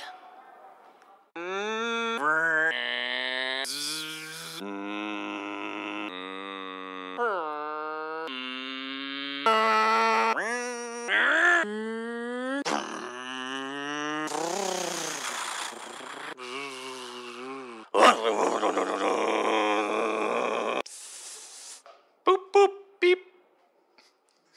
Boop. The middle of nowhere south of Gatka, so people will leave me alone, and hopefully I don't end up scrambling to find a gun and everybody else has assault rifles and I've got a sickle. My favorite place to land's got to be Pochinki. If I'm playing solo and I just want kills, it's going to be school or military. If I'm playing more tactically, playing for the win, it's going to be something like Severny probably. My favorite place to land is probably Pochinki. Probably going to be somewhere in the outskirts. Probably George. George is going to give you a lot of loot. However, it has bordered walls and it's very compartmentalized, so you can feel safe while looting. Wherever I get map control. Favorite place to land is probably going to be the military base or the school. I like those fast action places and just go get right in there and fight everyone. I'd say Georgopol. Georgopol's my favorite place to land. My favorite place to land would be Primorsk or Novo. Roshnok. Probably on the West Coast. West Coast is best coast. Make sure you go there. It's got all the best gear. Far away from everybody so I can loot up and then go to the late game. Military zone. Right in the middle in Rosshok. Georgopol on the shipping crates right there. I feel like it's one of the easier places to control, and it's a place I've practiced the most landing at. Milita. My favorite place is Milta Power. Mansion. Pochinki. Lipovka. School. Novo. Favorite place to land is the military base. Milta Power. That'd be Georgopol. I really like landing in Pochinki. School. My favorite place to land is military. The best thing about PUBG is winning games. The rush you get, it's so addictive. You just want to win every game you can, and it doesn't get old. There's so many different ways to do it. Best thing about PUBG is just the adrenaline rush you get. You have one life, and if you mess up, you're out. Gotta wait for the next round. That you have one life, and if you make a mistake, it's over. The variety of weapons and just how different every game is going to be. The end game and how every game is a overtime round 9 situation whenever you get there. Every match is different for the most part. Like a lot of events will be similar, but pretty much every match is different in a way. No matter if it's game number 100 or 1000, it's every time exciting. The competitive aspect of it and one team or one guy being alive at the end. It can be intense at any second. The amount of replayability it has, and the fact that it's an early access title that's getting updated consistently. The action, you could jump straight in, shoot everybody. It's good fun. I don't know, there's so much thrill to it. The randomness, you know, you never get the same battle more than once. There's always something new every time you go in. How random it is. Every single game is different. The adrenaline you get from winning a game. The adrenaline rush you get in the top 10. Outplaying your opponent. Chicken dinner, of course.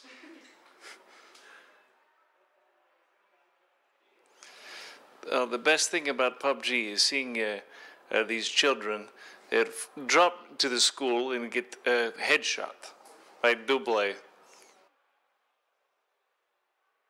My playstyle for the most part is somewhat more defensive. Aggressive and arrogant. I like to take things slow, safe, and more about positioning than going for first kills. Slow and methodical. If I'm on a winning streak, I'm playing aggressive, I'm feeling good. Whereas all it takes is a few rough games where I get caught out or just the odds are against me, and I'll start playing much more passively and just trying to avoid those gunfights. I would say defensively aggressive. The entry fragger for our squads if we're like taking a building or something like that. Probably very passive and strategic. Semi-aggressive, I'd say. My playstyle, sporadic, headache-inducing, fast, but hopefully accurate. Aggressive when I need to be. Aggressive, kind of dominant. I like to intimidate other players. I like to let them know that I'm there, and I just like to go after them. Passive-aggressive. I like to take a tactical approach, so I like to put myself in a position before engaging fights. Tactical. My playstyle is pretty tactical, but then I rush people when I need to. Very aggressive. Conservative in the beginning, and then super aggressive towards the end of the game.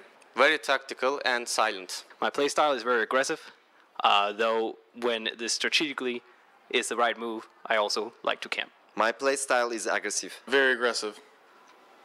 AFK.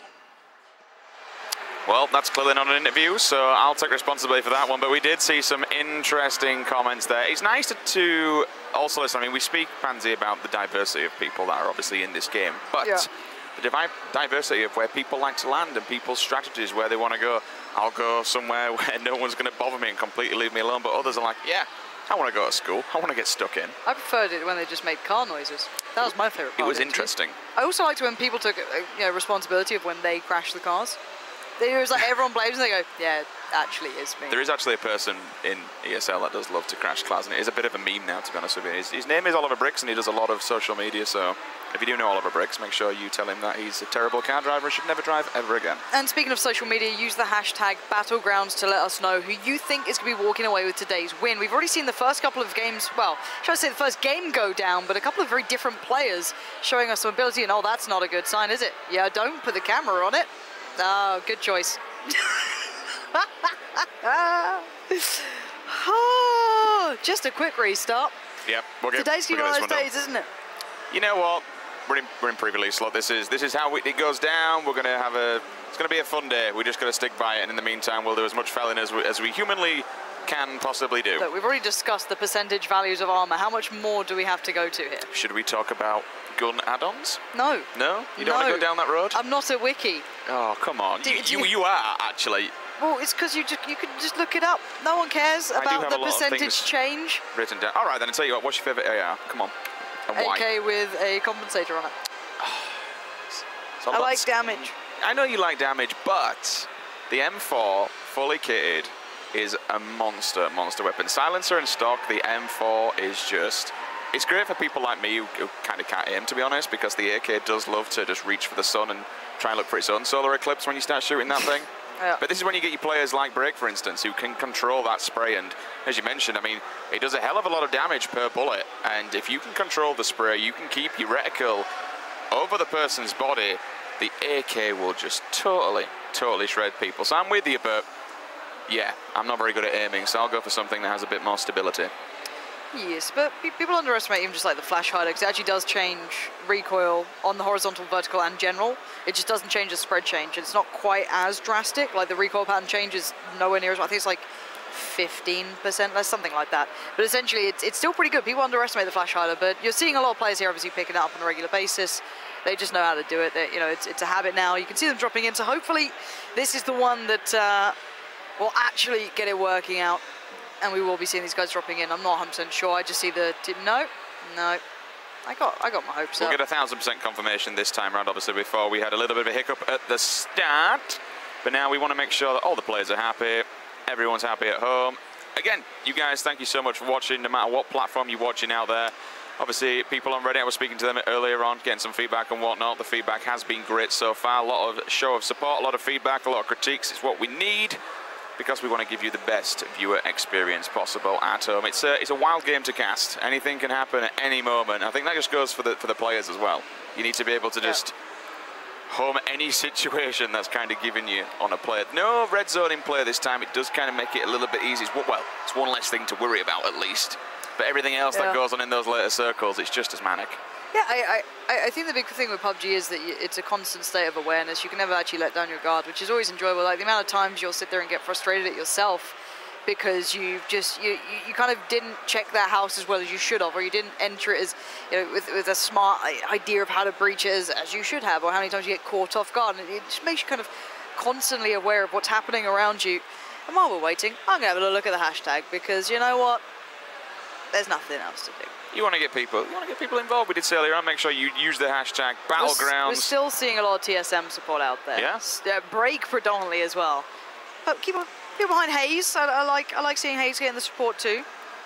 Tweet your favourite player right now. Use the hashtag Battlegrounds on Twitter, and we'll see if Pansy can bring some of those up, and we'll see where people are actually leading to. We'll read them out live on stream while we are waiting on this game number 2. Once the server is go, we'll get the map up. We'll see where people are going to be dropping in. Interesting circle on the previous one. Obviously, aiming upwards. People down, unfortunately, in military. But again, we saw the late play coming in from certain players. Try and approach to it later on. Make sure you got the meds. Make sure you got the ammo. Unfortunately for some, it didn't work out as they were taken down upon arrival.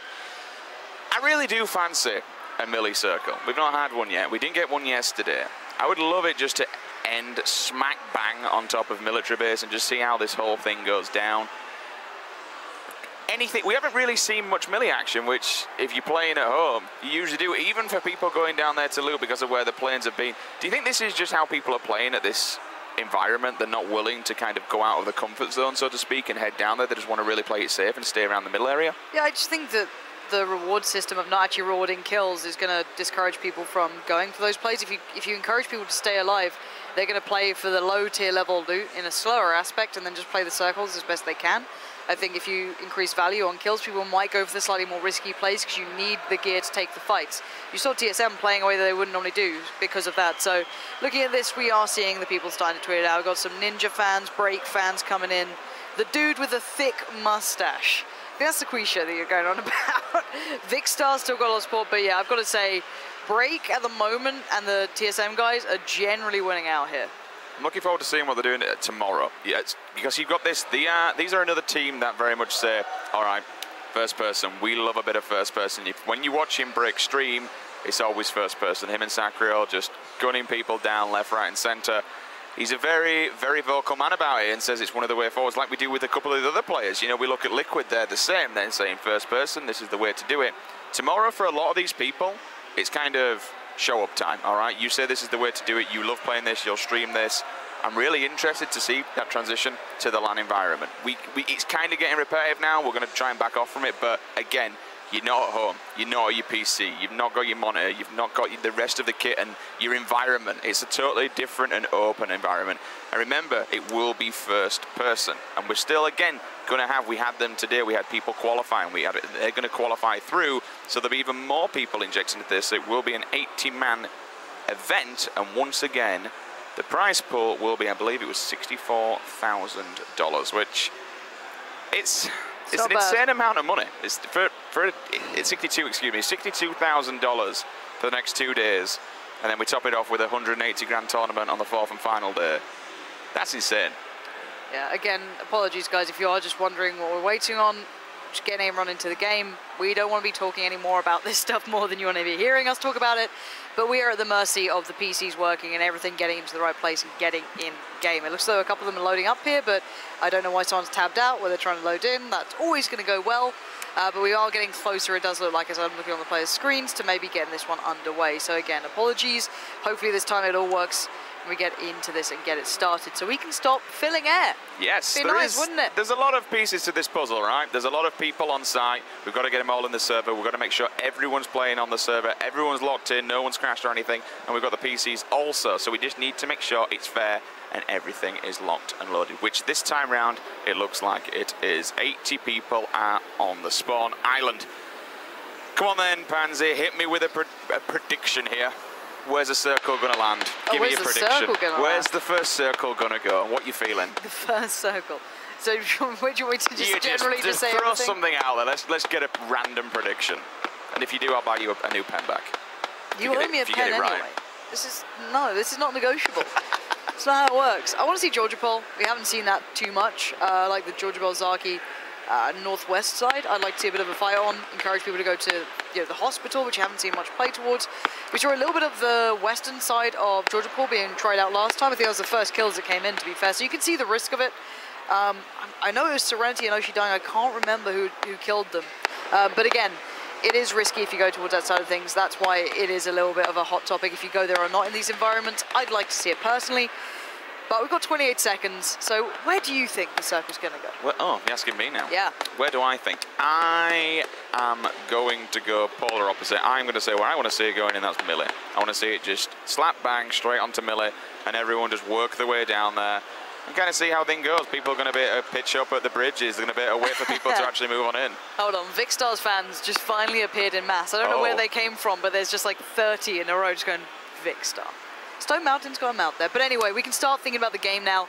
This is where it gets exciting. No more talking nonsense. We can look where that plane's coming through. So let's have a look at the route. So relatively similar to what we had before, but slightly more cadence towards the north. Yep, indeed. It's going to be going at an angle, so we're moving in from Quarry. Pachinki's going to be there. Rosok's going to be right directly below it also. Yaznaya. Stalbert, but really you don't need to be going for that. Saverni's going to be accessible. People are going to be able to look for these initial early cars, make their way down to Sosnovka Island, move their way into military. You know, Lipovka, it's also going to be there as well. You can dive out in. I know you're a big fan of Lipovka, and people can even move down to Milta, but we were speaking about Milta earlier on, whether or not it's the right choice, whether or not there's really good escape options. We're seeing a big cluster of people here. The apartments are in view, so is school also. We've not really seen any big battles going down. In fact, that is a big pocket of people. We'll see if they actually bridge off from one another and whether they split. But I think we could be seeing some early action. Few people dropping. Nobody going yet. Please don't prove me wrong. Is anyone going to Yaznaya? I'd be very surprised. I don't think they are. No one's going to go Yaz. So that's going to be open for looting if they wish. Same style, or same tactic perfectly before from Luminosity Gaming. 2 players, Ninja and Chipsy, moving down to Primorsk. They're going to be on their own. Steve-O's over there, just not too far from them. The other 2 players of Luminosity Gaming, more than likely, maybe trying to move across the bridge. If they can get a vehicle, make their way down to military base. Is anybody over at school? I'm seeing a big... Here we go. So this is over at apartments, just opposite school there. Lower tier loot, but everything counts at this point. You know you're going into a quick battle. Yeah, Hodded's here. We know he likes this as well. We're going to see basically the winners of the last game going for this one. So they've gone for the high action this time. High octane, they did get the kills before, so I'm not going to doubt them. Hodded just on the other side. If they catch a glimpse, they can adjust for it accordingly. I don't know if they've got a rifle yet. Pistol, of course, in one hand. It might be a rifle or shotgun in the others. So we'll see if WTCN can start delivering like he did before. But Mithrin does need to get a little bit more loot to it. Maybe some armor, maybe a helmet, something more than a pistol. It's so hard to make this work. And of course, at this shooting at that range with the rifle, if you've got the AR, because... I'm happy seeing Georgia Pol being used this time. That could be good fun here. It looks as though we get a bit of hospital play. Georgia Pol's South Town. We're going to see maybe even the crates used. And we're seeing the long swing coming in here from Moondai. Not too surprising. That was very much within the range. You'll land a little early on it, but you can make it down towards the garages. But I think there might be one other team coming here as well. One towards Big Red. And yeah, there it is. WTCN did find Hotted, so he was able to get this one done. That was the previous winner from the last game over the apartments. That's kind of what I wanted to touch on, because it's more than viable. Because Hotted's not, we know for a fact Hotted isn't going to have any armor that early on. The AKM's just going to whitewash him, which is exactly what it's done. He's the first player, unfortunately, to be eliminated. We'll also see Obang working his way down to military. He's got his teammate in there as well, Tovilo. So look for these teams to potentially be matching each other rather soon. This 2 over at the garages. As well, yeah? Not sure where this is. This is on Andy Pyro, so he's at school. So he's actually got great loot out of this. He's dominated this one. I don't know if there's anyone else there to challenge. That might be why it's good loot. So yeah, this is not your normal PUBG, is it? You're alone at school and you're just getting away with this. Great for him. He's going to be sitting pretty with that. Still hearing shots going off in the background, a couple of them pinging here and there, just about everywhere. And this is the Noble side. Oh my word, Vikster's gone. So he's Ollie, so early on. Ollie, yeah, these guys are getting found early, maybe feeling a little bit more brave here, going for slightly more audacious plays, and look at this, pinch it in here. Noble might be in trouble. I think there were 2 other teams there as well. No, he's got his teammate out on the wall as well, but he's just been very aware, just moving back and forth. I don't think it is his teammate on the wall. His teammate's way further away. Yeah, it's not his teammate. He is in between both of them. Yeah, that's my bad. So this is problematic. He's got to hold his angle and hope his teammate can get there quick enough, because he doesn't know where the opponents are. He knows he's in trouble, though. You can see right now, Yunroot spotted out their teammate trying to come and help. He's going to hold his ground for now. He's going to spot it out and make the call. This is where communication is... Oh, what is going on here? Nice oh, that's a shot. Excuse me? That was absolutely beautiful, but does get destroyed in the end. The Noble guys are kicking off here over in towards that secondary power base, and those shots coming out from the Korean guys are outstanding. Yoonroot there played it so well. The range on that thing, I don't know if there was a choke on that or what, but that went a mile. The AK as well, quick push together. They've dominated Milta. Dingus Khan comes straight off of the roof there, and as he does, he just hits the deck, lays straight down with the AKM in hand. Easy few kills for them, and now they'll be able to take mini Milta power on their own, get some good loot there, loot the bodies of the opponents that were there also, because they did have a fair bit of gear on them. We're looking over here at Anger's POV, over in Ross, move back down to military, and what do you expect? Nothing less. AKM, level 3 helmet, Moondye just running out towards the back bunkers there. He's got Lost Aiming next to him in the form of his teammate. They're just going to go and check outside. So there was another team down there though, so I'm curious if they're actually going to meet up. It looks like they've gone for the isolated office, and you're going to see Moondye crossing over them. So we could have a battle going down in towards the industrial area. This is going to be fun. I wonder if they split them out or not yet. They might see an open door at the ATC. They might have a little bit of idea of what's happening if they get a giveaway, but they're splitting up. And that makes me nervous seeing this. Moondye's probably unaware. Lost Aiming could be walking in all alone and get traded out here with absolutely no cost. Have a quick look at what's in this. MK14, plenty of ammo. Nice 8x scope as well, so a decent care package there. Lots of people dying though. Ollie's gone, excuse me, that was coming from the previous one, but I did see a couple more at the bottom. 75 still alive, so we've lost 5 players. Rather early on, we didn't see a lot of engagements early in previous round. Yeah, I think this is playing out more like a standard game to a degree. People are taking the risks you'd expect. At the moment though, I want to see if these two teams do eventually kind of collide. They could somehow avoid each other. That's certainly a possibility, but it's likely they're going to go towards Lost Aiming on his own. But Novo's about to kick off. We need to head over there. LG are moving in on a group. I'm not sure who they're with, but there's going to be shots, and I think the call's been made. Yeah, shots have come in on the military island. Novo's about to kick off. Keep your eye on that kill feed, because that's going to be coming in any second now. Stick with Moondye for a few seconds, see if this fight does advance. If not, we should definitely move over to Novo, because those players, they were in cars, they were in vehicles. We're going to hear a lot of information coming in. And here it comes, one moving in on his side. It's going to be his teammate, so JP2 and Drassel working hand in hand. I'm not entirely sure who's actually down on Novo with them, but eventually going to see some open doors. On as well. You can see them hunting through the town. I'm not sure if they're going to get there in time, but they're trying to get this one closed through. So one player going to split in towards the inner road that kind of leads between the crates and the, I guess, residential area. And if LG aren't aware, if they didn't see them on the way in, because they were the ones driving, they could be completely walking into a trap here and get caught out. A little undergeared too, level 1 helmet, no vest. Got a shotgun, got an Uzi, but he might be in trouble here if he gets spotted out, which they may be, but they're staying close, they're looting together, they're being pretty methodical, but this could be a huge issue if they aren't aware, because right on the other side, there's those shots coming in. We knew it was going to happen. Both of the LG players struggling there and getting picked up. Yeah, both of them will drop, unfortunately. It all comes down to the armor that we're wearing. As you mentioned, Pansy perfectly, they had no chest. You're just going to soak bullets. There's 100% damage to the chest. They're just going to nail them, and that's exactly what happened. They are now eliminated from Novo. We move down to 73 alive. We move back up with Anger, who believes he's got someone in here, so he's just been very, very cautious, very careful. His teammates in this house with him. Still, don't want to get too passive so early on. He's got a Dren right behind him as well. Well, the main thing is the circle for them. They can hold this and watch the west and kind of southwest side of the push, because the circle, well, I guess north included, but essentially the more populated areas going through Roshok, because the circle's behind them, so they can watch, sit here. They've got good enough loot to take any fight they want, 2'd up. 1 rifle at minimum, shotgun as well at the moment. Anyone pushing back in from George or maybe Zaki, anywhere like that, they're going to see out. And if there's anyone in town, wait, are they going to find their own teammates? Lex and Flommer down there they are, so we've got the mythic fight about to happen. This is going to be fun. So see some banner kicking off, as both of them will be meeting very, very soon. If we can bring the map up though, just to show people at home and have a look exactly what's going down in the bigger picture. That's what we kind of need to know, rather than keeping an eye on people that are in the houses. So we've got Steve-O by that crate down there, but they're still not moving for it. You can see all the rest of the players in Roshok. We've got 2 just going over the bridge, just to the side of them as well, in the form of THC. Still down at the bottom, previous winners, just looting the entirety of those apartments. Now the bullets coming. You can hear the AKN, the information's coming. Shotgun is pulled out. Oh, Anger! Nice work from Anger, and the close too. That wasn't even the teammates either. This is Drifter, who he's had a tough tournament, but if he can get this done, that would be huge for him. I'm not sure what armor. That looks like a level 1 maybe. Level 1'd up is going to be pretty tough. They weren't even expecting these players. They're waiting for their teammates almost to take them down, but Drifter now can screw him over. He could do this and be a real git about it all. Why not? Why not make it tricky?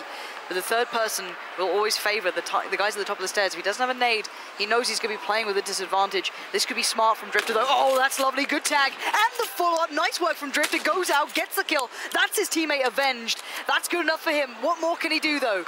Little anxious there from Anger too. He didn't need to push that. They could have used the top level of the ground to work it out, but Anger's doing the right, Adren up there is doing the right thing, but Drifter at least gonna make it hurt for the CS guys. It was interesting. You wouldn't, if you knew someone were down there with a shotgun, you wouldn't just kind of walk into him. It's like he didn't know exactly where he was, so whether he thought he disappeared somewhere else, he will unfortunately fall, gives him the kill, and as you mentioned, revenges his teammate. Moving across now to Kick, a man who definitely has an awesome aim. We saw yesterday his work with the M24, just popping people left and right.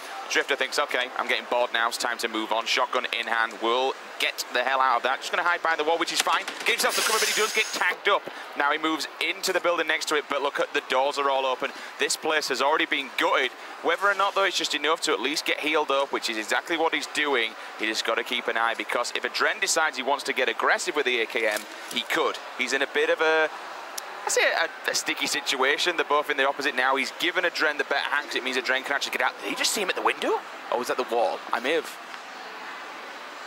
Well, whether it's from the window or from the wall, he's going to be taking out the tyres on the car. One shotgun shell left, though. I think there's someone on the table behind him, but yeah, that's the push coming in.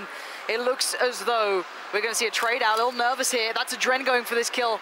Individually very skilled, full med kit coming in. Not the full, obviously, HP, but there it is. Adren will avenge his fallen teammate and becomes the victor. He's going to have to move in himself soon enough. The circle not exactly there, but also his teammates have heard all of this. Lex and Flom are very nearby, but they're in between school, and this is the problem. Your back's to it. Get running, Lex. One shot is all it takes, and he is down.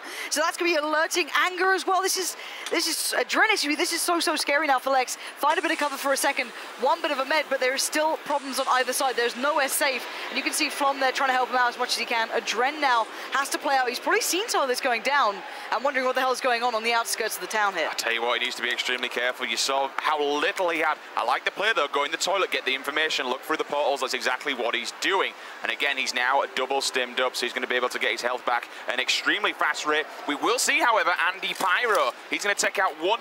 Boom, though, knocked out Chappie. Chappie falls also. Dingus Cam will also take out Spygia and Yamanton. So 2 people going down. We're now down to 65 alive. Andy Pyro knows he does have plenty of information. There are people in this field right in front of him. So again, we kind of saw it previous rounds with the rocks. The cover is here, but you've got to make sure that you have your back covered as well, because there's also been the pan.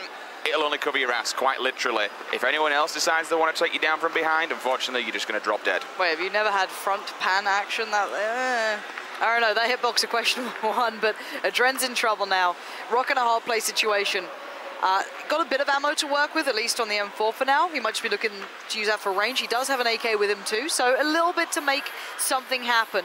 But not much meds, and he knows that on the other side there's a couple of players. He saw the smokes go up. They're actually put down from Flom. And now he's going to try and find a way through this. Yeah, he's getting challenged here, up close and personal. He can lean this, though. He's got the cover. This is a really weird position from the other side. Oh, Lex! Dirty. Gets absolutely destroyed. Lex getting a little ahead of himself there, and Adren's going to be feeling good about that one, knowing that close by there's going to be Flom tapping away towards the windows. The teammate is close by, but is standing up to heal. He's prone blocked. Find a better angle. Or does he go for the push? Both very brave choices, trying to read his teammates, his opponents right now. He can see them dodging in and out of the walls. Another connection, but not good enough. And every second that passes, his HP is getting lower and lower. It's all this is going down, but they're still, unfortunately, inside the blue. Lex is still out. He's crawling inside. But look at this, Adren. He's not giving them any time or any room to breathe whatsoever. He's been super hyper-aggressive, which is exactly what he did in his previous kill. He doesn't want to let them get this team up, but it looks like they're just about to do that. Will he close the door? He's got eyes on them. If they poke, they're in a lot of trouble. Does he have any more meds? I don't think he does. So that's the problem for him. He needs to go now, either run or take the fight. Now, nading out the car, again, if he's going to die, he's taking them with them, I can imagine. So smoke goes in, that could be covering, the sounds of his steps if he wants to rush. I'm curious as to how he's going to do this one now. It's still ticking. There's the med kit, so he does have HP to go to. They've got the revive in, they're both back up. Can he single-handedly destroy the hopes of his teammates here? It's a big gamble, but if he does, oh no, he's out. He's like, okay, well, I'll let you guys stick in there. I'll take your car. I'm just going to get the hell out of here, and fair play to him. It doesn't, I mean, he could have took the fight, and AKM, it does damage, but looking outside the windows, probably going to try and get some shots off of him. Yep, Lex will chase him away, but now these two guys have got to run. They've got to get a wriggle on. They've got to make sure, but they are both double They're stimmed pretty close up. as well. Yeah, they're not too far off of it. Meanwhile, jumping on board with the TSM Smack's guys. gone down. You just saw that. He's already been knocked down there, about halfway through his HP. This is an awkward predicament here for Vis. How's he meant to get him alive? He's so far away from being able to pick him up. So it's all the way around, and there's so many teammates everywhere. Yeah, you can see the kills coming through on the kill feed. Vis is trying to get back to it, but Cloud9 are hot on his heels, and oh my word, the circle's closing towards a bridge and Milta. This is deadly. Not on the Millie Island. A lot of people committed towards the Millie Island. 5 to 6 teams there specifically. WTC and the winner of last time with Mithrin as well. Again, that's a Kar 98. Nicely led too. He could have maybe landed that one. He can see these players running in on the horizon. He's making these shots count as best he can, but he's being a nuisance, being a pest. Hayes has managed to find Smack as well, so the Liquid guys are kicking into this one. Smack will fall, and that will leave his teammate, unfortunately, on his own. No scope on this Kar 98, but as Pansy mentioned, trying to lean those shots, trying to get a decent one. One player moving all the way to the outskirts there. Is he just, yeah, looking for a boat? Oh, one person swimming though, as we see C9 try to take out another player. That's going to be solid FPS. Someone down in the water. You're hearing the bullets from his teammate as well. 2 ARs though, one for long range and then one just a single shot, one just to spray them down as they come along. That's going to be the AKM. Pan on back, level 2'd out of his mind. And they've also got a car. Should they feel the need, it's time to move and get the hell out of here. But Chappie, his teammate, unfortunately, he's dead, so he is a solo right now. Panda 117 will knock out a player also. Probably going to be looking for that easy loot as he works his way down on the beachhead. And he's picked up a crit, Pansy. He's got himself an M24. Yeah, always nice to have. WTCN, though, I think has just found Lex. We saw that coming in. We saw those Kar 98 shots coming through. That was them trying to escape. Basically, what's happened there is Adren screwed over his teammates. He left them without an option, no car to drive in with, and they're running through right into the eyes of the opponents that we knew were waiting for them on the other side, playing from the wooden shed. And there's Andy now trying to find his way around. Actually, there's a real good shot here for him to maybe get some damage done. Also, 117 is going to be creeping up between these two teams, so he needs to be extremely careful. Extremely careful. He does have the verge of that hill. Oh!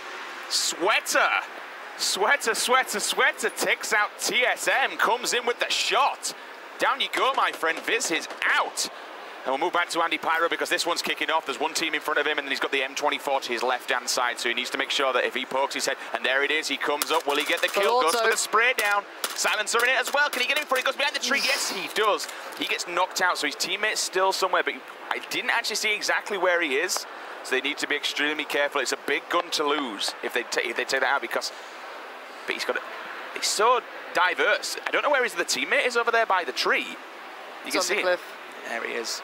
Wait, no. What? Yeah, it's really weird. There's 2 in front of him. There's 1 to the side, and there's 1 by the shack as well. Okay. There's 3 teams here. Yeah, I was about to say, I was like, is there 3 people playing? But the problem is now, if you look at it for Andy, he's in a good position. Solid FPS isn't far away, but for Andy, he doesn't have that much ammo to work with. And here's the play queen out from Moo for Panda. He's been trying to get to his fallen teammate, but he gets taken down. Now it's going to give away there's more people here. Oshi and Emily, I think, just got picked up as well by Yoonroot over there. So the same guys just killed them again. That's the same as the first round here. Down to 57, though.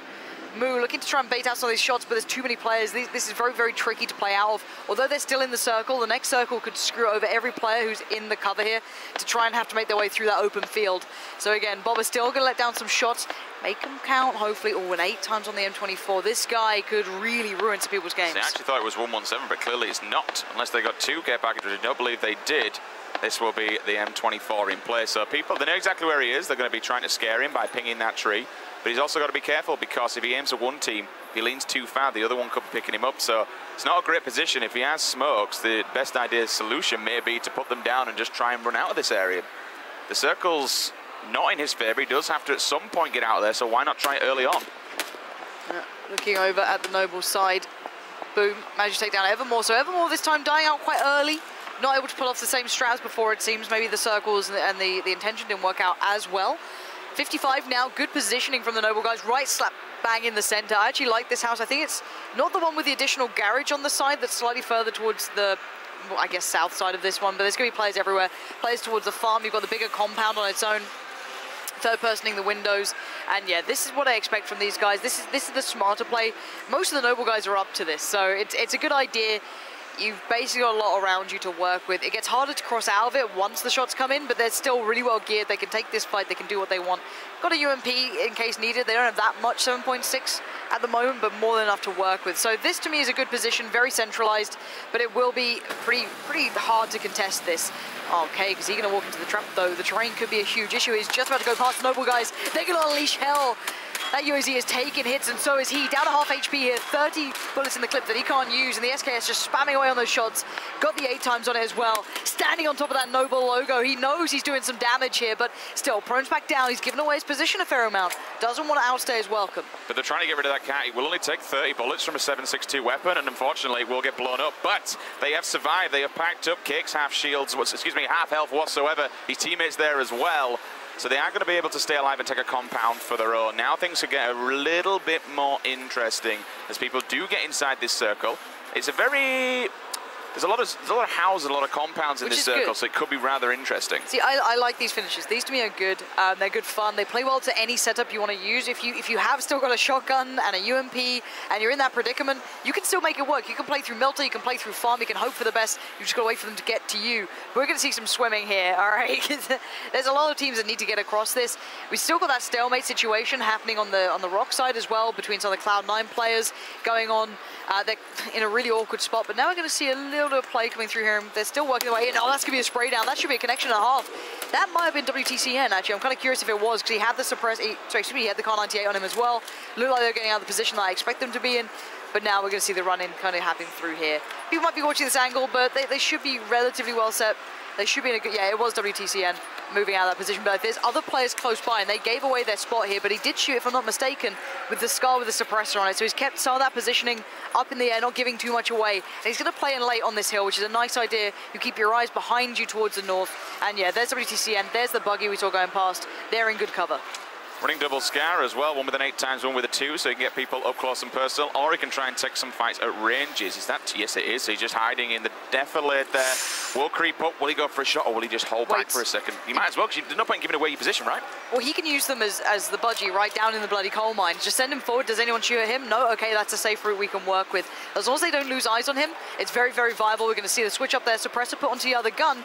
Now he can try and adjust key. I think he might have lost a little bit of tab. No, he spots him by the tree down towards the south. Switches back over, sees them both. Now it's time to engage. 1, 2 shots hit. The third's there, but now they're in trouble. That's Dzien down. The Scar is connecting. Nice work as well. This is good stuff. And he's going to run with the circle as well, but will the player pop out and poke and try and hit him? But he was all kind of damaged. There's no real... If you poke out and you do get one shot again, you're going to unfortunately go down. Now he'll lean with the opposing Scar. Oh, that's gorgeous and work. He's got the 2 times on it for that up close and personal battle. Holds his ground, uses the spray, annihilates him down in the kill feed. You'll also see Sevilla knocking out one. Julia goes down. Mithrain taking out Gassy Mexican also. Gassy Mexican can't... They're not actually shooting him, they're literally just going to use him as bait right now. It's cruelty, isn't it? It really is. Obang there in a little bit of a battle as well. Close quarter combat, but he needs to move too. The circle's still okay for him now, but he's got a long way to go to the next one. That's the big problem. We are going to see Mithrain as well unleashing. He did manage to find Curvy Llama, so that will mean the Gassy Mexican is killed. Shots though ringing true here. Stylish Noob has found a Dren who's the one causing trouble earlier. So he's still fine. They're still getting on. Let's look at that next circle though. You saw the player just checking in on it. He knows he's got a long way to go.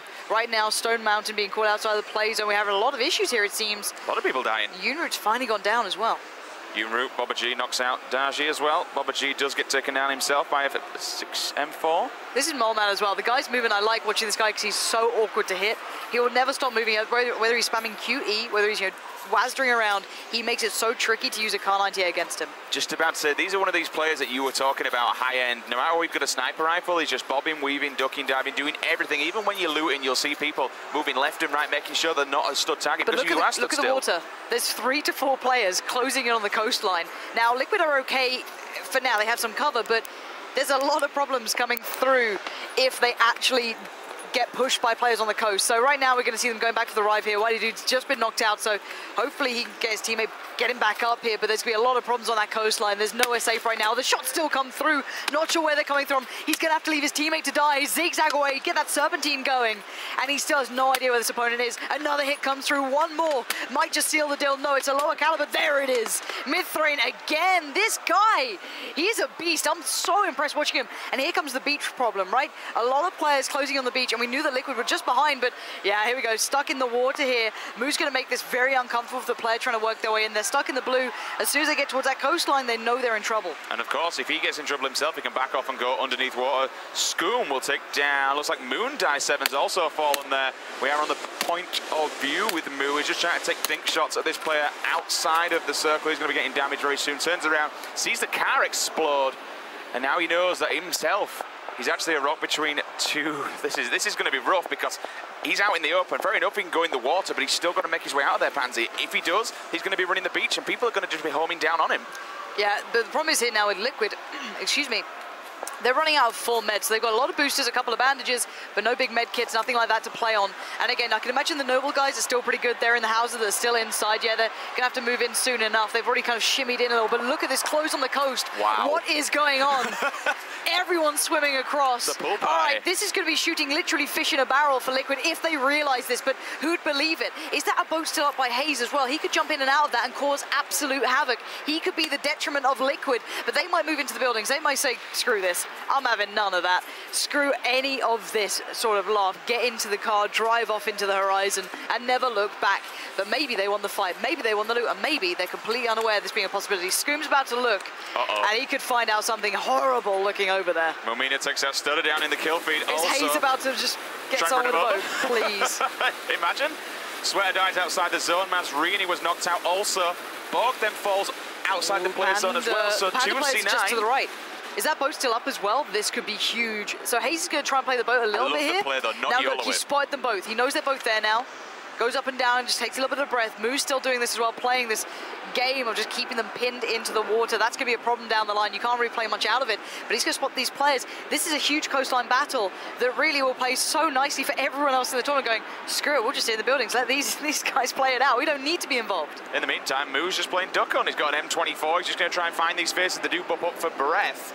But no one's really doing it, and you can see, I love the play. He's just ducking every single time, making sure that he keeps his body as close to that water as possible so that he can run in and get underneath. Mazzarini has finally died, so we are into your top 36. 2 players do fall swimming. Okay, in the next circle, in 42 seconds, there's almost no massive amounts of cover. So for them, it's going to be very tricky. Now, Hayes could do the, the quote-unquote, no one likes it, Grim-style, crouch bug almost where you can shoot underwater. You can see, I think Moo's looking for it there, but it's really awkward too. I don't know if it's going to be allowed in this. Prove me wrong, I'm really not sure.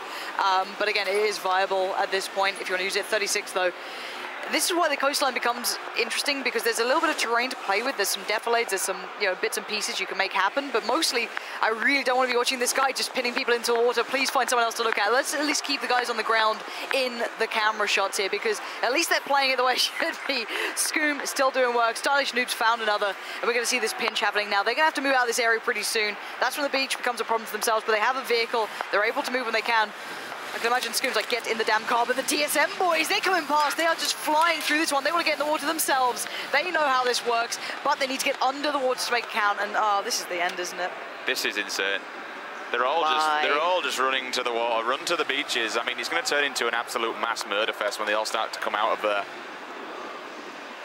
People just going to... The thing is, though, the people, in theory, the people who are sitting up on the coastline should be the winners of this. I don't physically see how you can make it out of the water, up the beach, when you've got no cover whatsoever, unless you have a disgusting shot. They're playing for positioning. That's what they're doing. They're playing for positioning in the overall victory. Now, there's still room in this, but it's just completely open. There's kills everywhere. No one's going for this. No one's going to go for the AWM in the middle of a field, let's be honest. Unless you're mental. Maybe they are. Be a ballsy player. This is great, though. I actually like this positioning coming out from these two players here. They're in a good spot as well. They can play their way back in. They're not just playing on the coastline. Scoom's actually gone down, so that's a huge problem here. It seems like the Liquid guys have had a little bit of an issue trying to come back over from the coast. There's a tiny bit of land that's left in the water, but it does mean that all the players will have to beach. I don't think it's deep enough for them to actually be able to sit around on this one. So it does seem as though Cake's still finding kills on the beach. Cake by the ocean, of course. Why not? Don't you laugh at my puns. That's a banger of a shot. He just got completely denied. Expect that. Does have to fall back though. Where's his teammate? Is he going to get inside and grab him up? Now we're going to see Bang try and blow these boats up.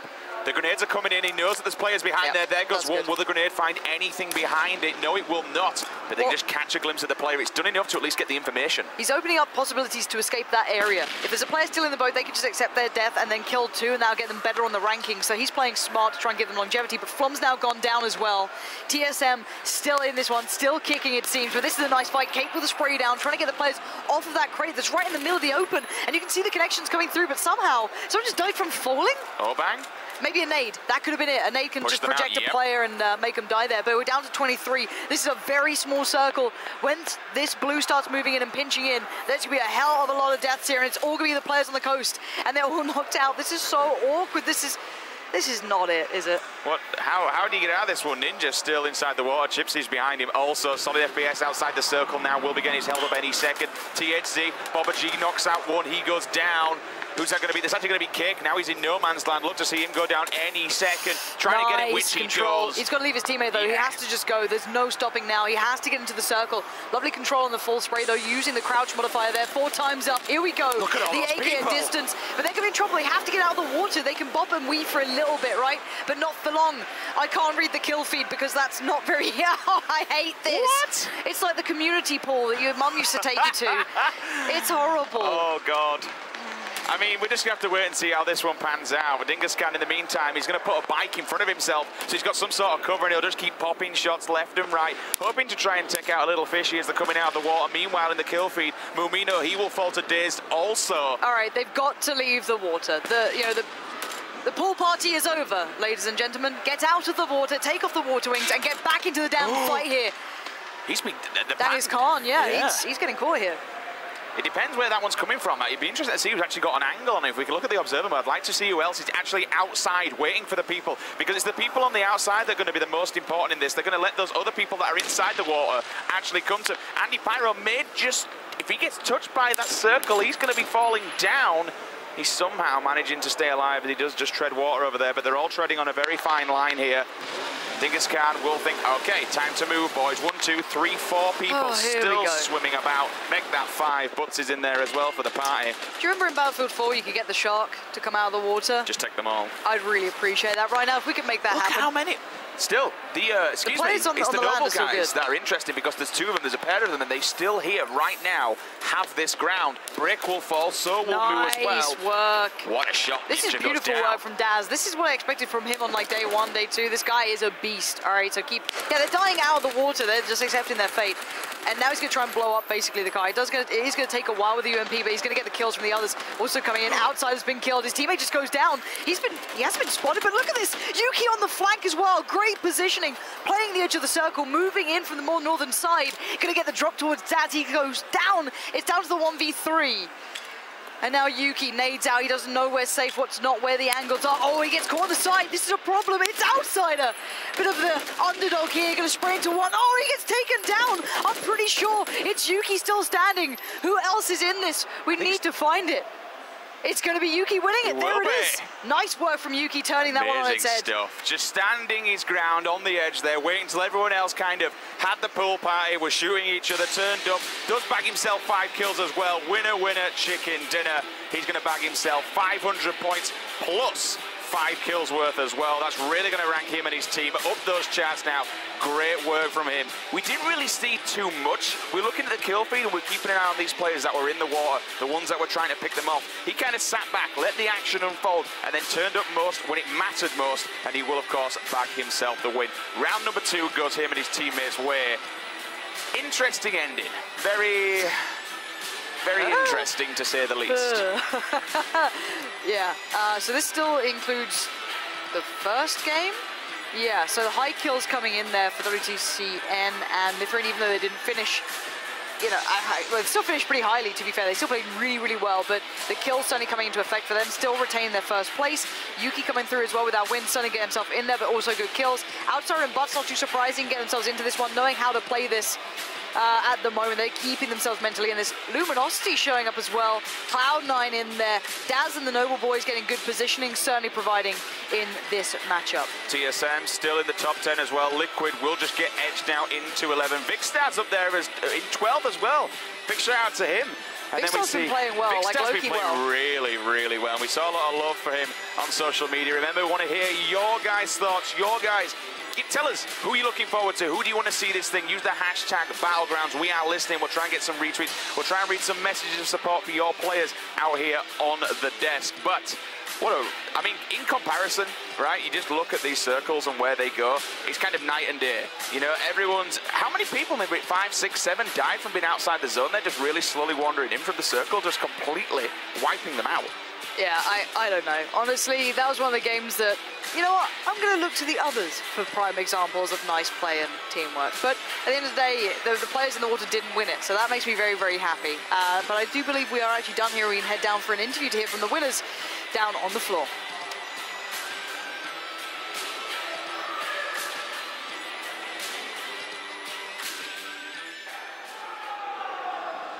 Yes, indeed, I am here with Yuki and THZ from Team Swiss My Baguette, who were actually the very first team to qualify from yesterday. So they're not one of the invited teams. They came and won game number 2, first place.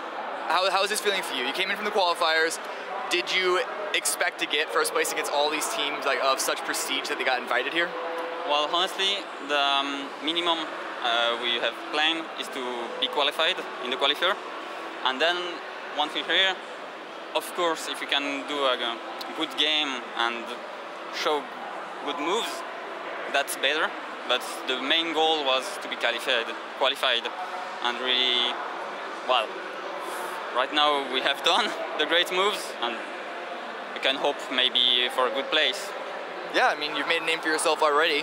Now, have you attempted to qualify for tomorrow's games as well, the first-person duos? No, because it was too late.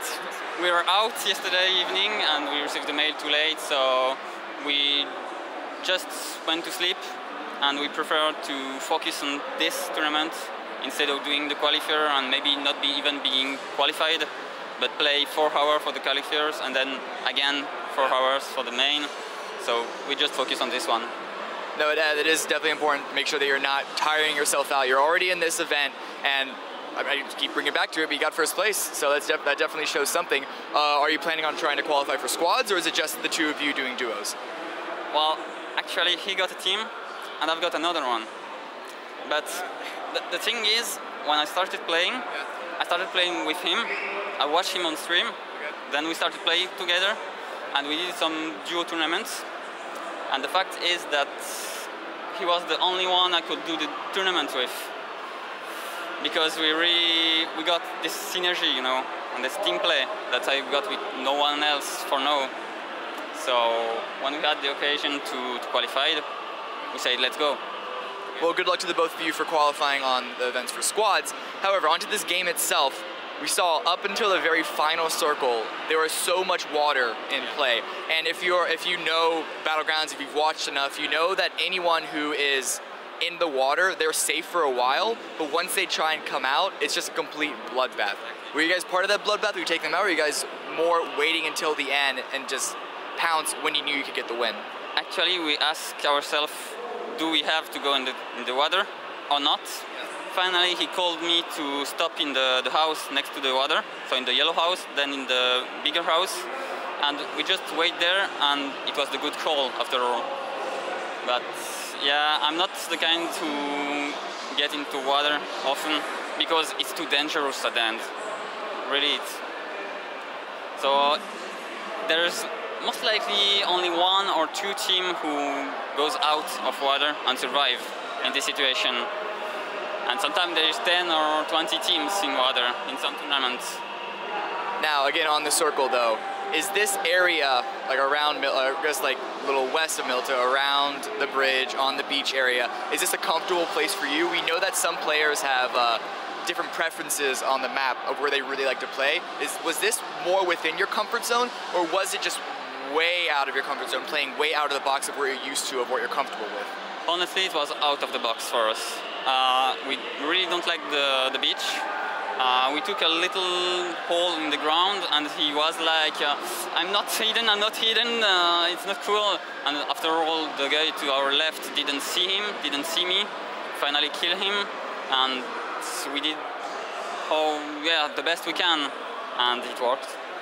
All right, well, congratulations, both of you. We're gonna go to one last break before we head over to game number 3. It is still anyone's game at this point, so you definitely don't want to miss this final game.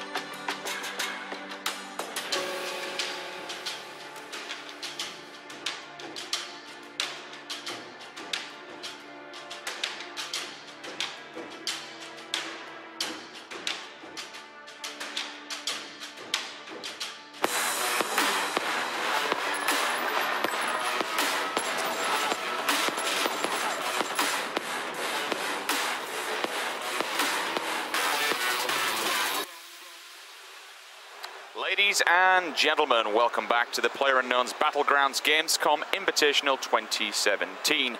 We are now moving into game number 3 of our third-person's duo event. And one very interesting thing was kind of just throwing a spanner in the works, Pansy. We've just seen a squad turn up, qualify, and win the event. This isn't one of the teams that we've actually flown in directly. No.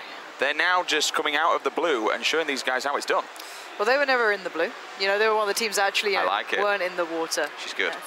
But no, yeah, we're seeing great things coming out from the teams who've qualified here. We saw Outsider and Butts doing very well. They're also within the top 10 currently. Great seeing the other teams coming in as well and just showing that this is a tournament where anyone can do well in it if they turn up and they play the right style. They went through the qualifiers, of course, doing well enough there, made it to the main tournament and shown what players can do. Do you think everyone turns up to these tournaments and has a game plan, or is it always a matter of assessing the map first and saying, okay, where's the route going to go, where are we going to get dropped off first, and then discussing them amongst themselves? Or do you think a lot of people will come into this with a plan of attack, how they're going to approach every single map? They'll have preferences, sure, but you have to be able to adapt and change on the fly just purely because of that circle being the way it is and how the game pans out. Also, the trajectory of the plane could change everything completely. You can have an intention, you can have an idea, but as said, you've got to be able to be adaptable on the fly and be able to change things up. Okay, well, we're going to get this server rocking and rolling as soon as possible, guys. We had a few glitches and hitches earlier on, but enough about that. There's everything on the line. We saw a couple of tweets coming out from some of the players ranking where their positioning is. There's still a lot to play for. This is anybody's game. We saw yesterday in the solos, a lot of players were putting themselves up by constantly finishing in the top 3, the top 4, and making themselves kind of away from the pack, so to speak. But I tell you what, now there is a very close battle at that top end. Could we potentially be seeing a team that has just qualified, that have just come out of the blue, and they're now at the top? Who knows? Will we see TSM up there? Will we see Luminosity? Will we see Cloud9, Liquid? Will one of those guys be bagging themselves a win for their respectable organisation? Well, we're going to be finding out very, very soon. I want to touch back a little bit on our previous round. However, a little bit of a slower one towards the end. Complete diversity to what we've seen in comparison to any other matches, I want to say. But still, the late game coming out of the winners of that one, just kind of holding back for a second, holding the ground and saying, okay, I'll approach this when it's the right time. I'll come in at the very, very end and just clean up duty, mopped it up.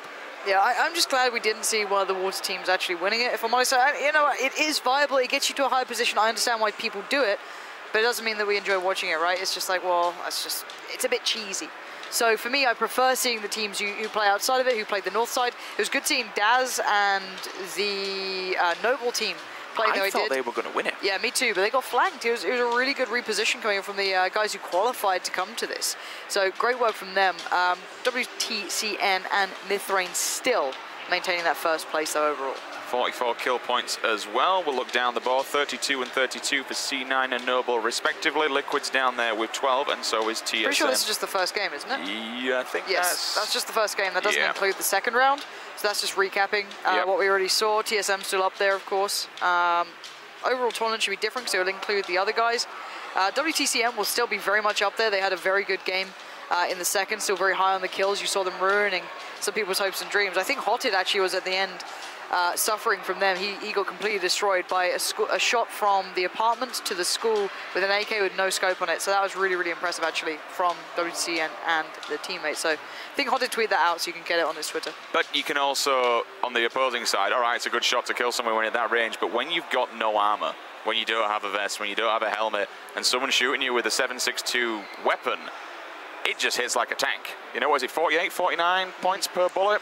Something around that marker. It's 2 bullets and you pretty much rip, unfortunately, especially if they tap you in the head. It's a 250% damage coming out of those, an instant death.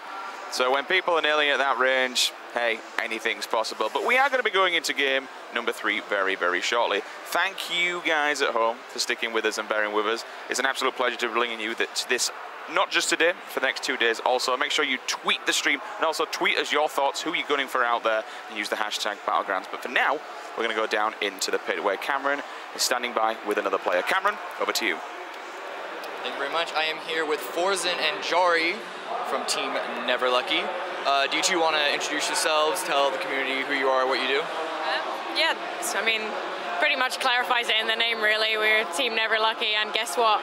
We're never, ever lucky. Never lucky is like an Hearthstone expression. it comes from. So I used to play Hearthstone. I used to cry about never being lucky. So it kind of fits. And you two are streamers, correct? That's your main background right now. What's it like being surrounded by a number of other streamers as well, but also playing with esports pros? How is that experience? I mean, it's definitely a little bit strange because this isn't something that I would usually be invited to because, again, there's so many pros in it. So it's kind of tense. I feel like I'm on the kind of the bottom level of the players here, so it's really scary. Well, I mean, I played top 100 EU ladder solo, and this is completely different. Like the skill level is insane. These teams are incredible, like way better than I expected them to be. But it's more fun because then it becomes more of a challenge, right? Whenever you play against them. Okay, and how long have you guys been streaming Battlegrounds? I mean, I've been streaming Battlegrounds since it was in the beta. I think a couple of months, maybe. Well, what excites you about Battlegrounds? What brings you into Battlegrounds as compared to any other game? You said yourself that you used to be a Hearthstone streamer. What is it about Battlegrounds that keeps drawing you back to that game? I guess with Battlegrounds and with games of its type, it kind of gives you this adrenaline feeling when you're in the final kind of circle, and I like that feeling about it. And I like that you don't have to be the best player to reach that final circle. There's still like an RNG element and as well as a skill kind of part. Yeah, I mean, I like that it's not CSGO deathmatch where everything that matters is kills. I like the strategy part of it. It's probably the reason I'm sticking around, because there's so many more strategies that aren't even found yet that could be really, really good, and it's interesting to see how the game will develop. Yeah, all right. Well, I wish both of you good luck on the next match, and let you go back to computers, get set up, because we're about to go back into the final game number 3 of third-person duos at Gamescom for ESL Invitational. Back to you, Sims and Pansy. All right then, let's get this thing underway. Remember guys, we want to know who you're gunning for. Who are you backing? Who are you supporting? Pansy does have Twitter open. Make sure you use the hashtag Battlegrounds. We'll get some of the names up on there, see who the people out in the live stream are supporting. And for everyone out there as well, doesn't matter where you're watching, thank you very much for joining us. It's an absolute pleasure to be bringing this to you once again. Make sure you tweet the stream. Make sure you use hashtag Battlegrounds. Let's get everyone in. Let's get a ridiculous amount of viewership once again. And let's send this third and final duos third-person match out with a bang. Yeah, it should be a good one. I think we're seeing some good play so far. I think, obviously, I'm a little tilted after the way that last one closed out. I'm not going to lie to you. I play this game myself, and you said it's like, really? that's how it ends. But we got to see some great plays.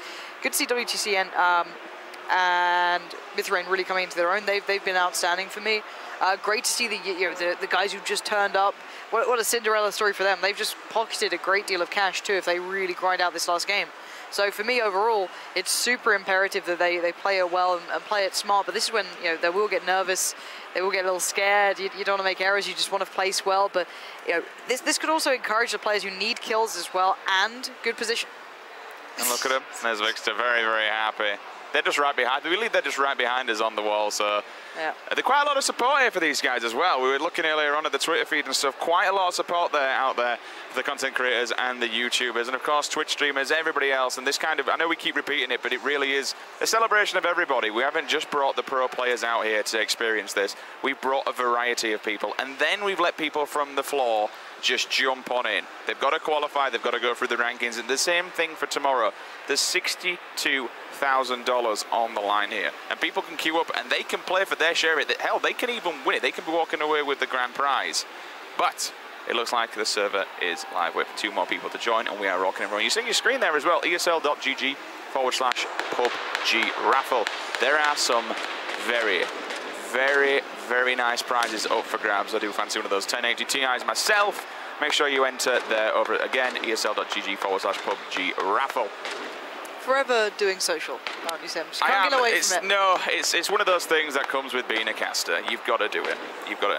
And unfortunately as well, when I'm not a caster, I'm just in the dank meme room. Yeah. Creating and generating as we do.